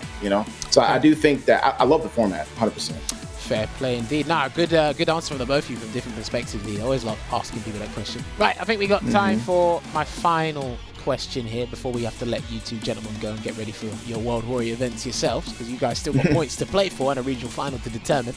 So obviously the game is going to have actual commentators from the community put into the game. Obviously Steve's there, James Chen, Vicious, a lot of them are there. If you could pick 2 commentators to be DLC commentators, who would your choices be? And you'd have them on as options while you're playing the game. Chris, you first. Are we forced to say you, Jammerz? Okay. I feel like it's gonna be bad if I don't say you. It's like I'm insulting you. So I want you and say Jam. Okay. No, I like those choices. I mean, I don't get insulted when people don't say my name. It's all up to you, personal choices. You feeling himself, huh? But no, much appreciated for that. Wolfgang, what about you? What would your 2 choices be? Saint Cola and Yipes. I think that, bro, that's all I'm gonna say. If y'all be watching these tournaments, bro, Saint Cola and Yipes would be amazing for commentators, the in-game commentators. That would be the hype, and just sometimes maybe a couple funny lines here and there, but mostly just high moments. I think they encapsulate those key moments when it comes to whether it's, I wouldn't say play-by-play. I know Yipes can be pretty analytic every now and then, but just overall, just having those 2 commentators, because you'll have plenty of play-by-plays, right? But then you'll have the color commentators that really are there to do their thing. I think those would be great additions, 100%. Saint Cola and Yipes. So you think they'd be able to they're some of the best at keeping you locked into the set or the match or whatever. They keep you engaged, invested. Yes. First second to the last. No, honestly, great choices there from both players. So, gentlemen, I believe we are just about out of time. So what we are going to do is we're going to put your fight card back on so the people know where to follow you both. Ladies and gentlemen, this is where you can follow ChrisCCH as well as Wolfgang. There is ChrisCCH's Twitch. But yes, at this part of the show, this is where I give you guys the podium. Chris, you got to rein it in on the Dowsim. Any last words for the people before we let you go? The last thing I want to say for any Hajime no Ippo fans out there, the only reason I was able to succeed today is thanks to keeping up to date on the manga and studying Ricardo Martinez. Let me use his full name. Ricardo Martinez versus Wooly. That taught me everything that I needed to know for this fight. I wouldn't be able to do it without Lord Ricardo Martinez. Good Lord. Chris has always got something to say. It's great. Wolfgang, what about you? Any final words? Anything you want to plug before we let you guys go? Well, I was gonna make a joke, but I'm actually not gonna make that joke. Okay. I was gonna say something very negative about Luke, but I'm not gonna do that. You know, Chris got his dub. I'm gonna let him get it. You know, but no, seriously. You know, I'm out here. I'm trying out a new format of content. I am pretty much a VTuber now. I'm going to be putting a lot more stuff on my YouTube, not just like guides and tutorials for like fighting games, but I don't know, you know, I'm probably going to more deeper like things where like video essays, discussion videos, stuff like that. I want to try that new avenue, and you know, with FGC and out of FGC, I think that would be cool for me. So you guys can follow me like on my Twitter, you know, at Wolfgang XO. You can follow me on my YouTube. For now, you would want to type in Wolfgang Blanca, and I should pop up on YouTube. That will change soon once I get the algorithm figured out. But yeah, follow me for a whole lot of content. Stuff's gonna be coming out pretty soon. You know, I'm trying to establish things as we go along, and I'm happy to be on this show with you guys, man. This is a really great experience. I had a lot of fun. Nah, appreciate you both taking time out of your day to come on. And yes, great for sure. Yeah, like we said, the fight card, there's a social, so make sure you get following them. And then, of course, you get to see them actually later on today if you tune into the respective Twitch channel. What's the World Warrior Twitch channel going to be on, gents? Do you guys know which one it is? I actually couldn't even tell you. I'm not too sure. Okay, Chris, do you know what it is, or? Sorry, yeah, so the way our World Warrior works is actually weird. I accidentally muted myself, my bad. So the way our World Warrior works is weird. So today we go up to top 8 and there's no stream. If you want to watch a stream, I will be streaming my run. But for an official stream, they're only doing it tomorrow at 7 p.m. Pacific Standard Time. And that'll be on Level Up Live. Cool. Okay. Those are the necessary details. Nice. So if there is time, we'll make sure to check that out indeed. All right, gentlemen, we're just about out of time with you guys. So when you're ready, you can leave the Discord call so myself, Veggey, and Olvaha can close out the show. And obviously, I'll drop you guys a message thanking you guys once again for being with us today. Yes, sir. Take it easy, man. Y'all have a great rest of the evening. Thank you. Take it easy, gents. So yeah. All right, peace. What a show. We got there eventually. Again, apologies for the delayed start, but we did have an entertaining set. Learned a lot. Obviously, Olvaha gave us some insider info before the set even started, so there's a couple of things that we were able to keep an eye out for. And then obviously, Veggey made some fantastic observations regarding Luke's jab, amongst other things as well. So props to you guys today with your insight and your knowledge. But yeah, I mean, And yours, Jammerz. Did you guys? Of course. Thank you too. Did you I guys was very enjoy today overall? Veggey, did you enjoy it? I enjoyed it a lot. I thought it was funny that it started this late. I actually thought it was hilarious. So after we started, I thought that was a lot of fun because I came back to the call and then suddenly Chris just popped up and was talking. I was like, "Bro, he's here. Okay, let's go." So What's all going you on? had to do was disappear was he Yeah, scared of you? when I came back and it was like everyone was just talking as if it's been there the entire time, and I was like, okay. Maybe it's me they're waiting for. I don't know. Maybe there's something going on in my brain, and I'm like thinking it's someone else, but it's actually I who was late. But it wasn't though. Don't blame this on me. It was not me. But I enjoyed also seeing the matchup. It's hard to say because you don't know if they're equally matched as players or not to see what the matchup is. But I think they're both really strong, and the match was close. 10-6 isn't a runaway. No, of course not. And a lot of the games were really like Chris held composure on defense while Wolfgang maybe fell a bit more apart, maybe due to experience. So, but overall the gameplay, amazing stuff. Really top Blanca, top Luke stuff. And I see a lot of people not saying like, oh, Luke this, Luke that. Luke is a fundamentals character. You have to have good neutral to be a good Luke because everything he does is punishable. It literally is. And you can definitely, this is not biased because of my brother Venom.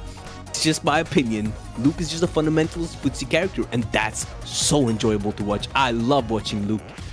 Blanca was kind of fun too. Wow, I love how you just gave that absolute sermon on Luke. You said Blanca was fun. Olvaha, what about you? Did you enjoy today as well? Blanca's fine too. On Tuesdays. Well,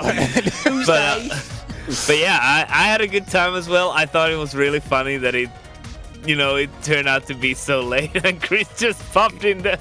In the chat, he was like, "Oh, what's up, guys?" In that Chris voice, he's like, "Oh, what's up, guys?" It was so funny. He just overslept. That's all. He was okay. We got to watch the gameplay. It happens to everyone.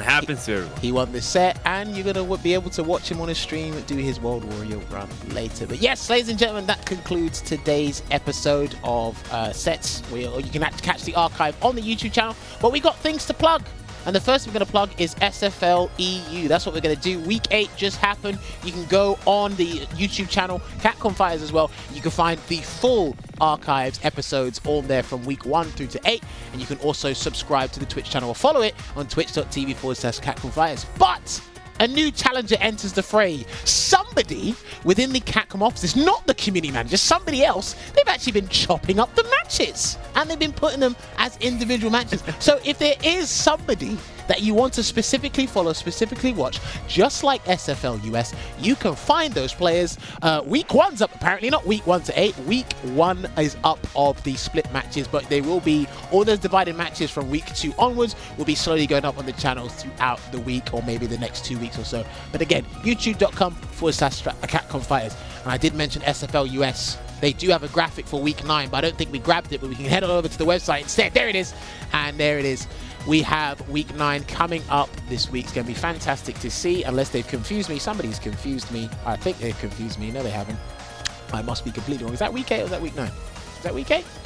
I've messed up my flow of calling the advertisement because I think that's confused me. I think we're going to take that looks like week 8. We'll take it anyway. There's going to be a new week of SFL US. I'll find out what week it is and talk to you about it later. But yes, if you want to follow, if you haven't been following SFL US, where the hell have you been? These guys have been putting on a show. They've been fantastic matches. You get to see ChrisCCH on there as well. He had a great match against Oil King recently, and I want you guys to go on over there and follow SFL US because there's been some fantastic gameplay there. Now, was there one more thing I had to advertise? Oh, yes! yeah. Olvaha, all yours.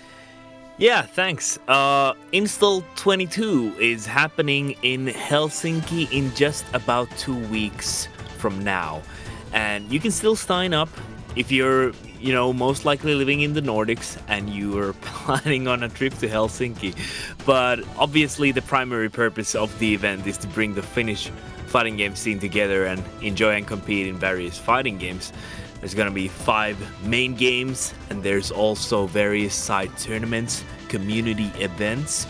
You can also try your hand at a very old apparatus from the 90s. It's called Nopeustesti. It's called a speed test. I hope we can stream that.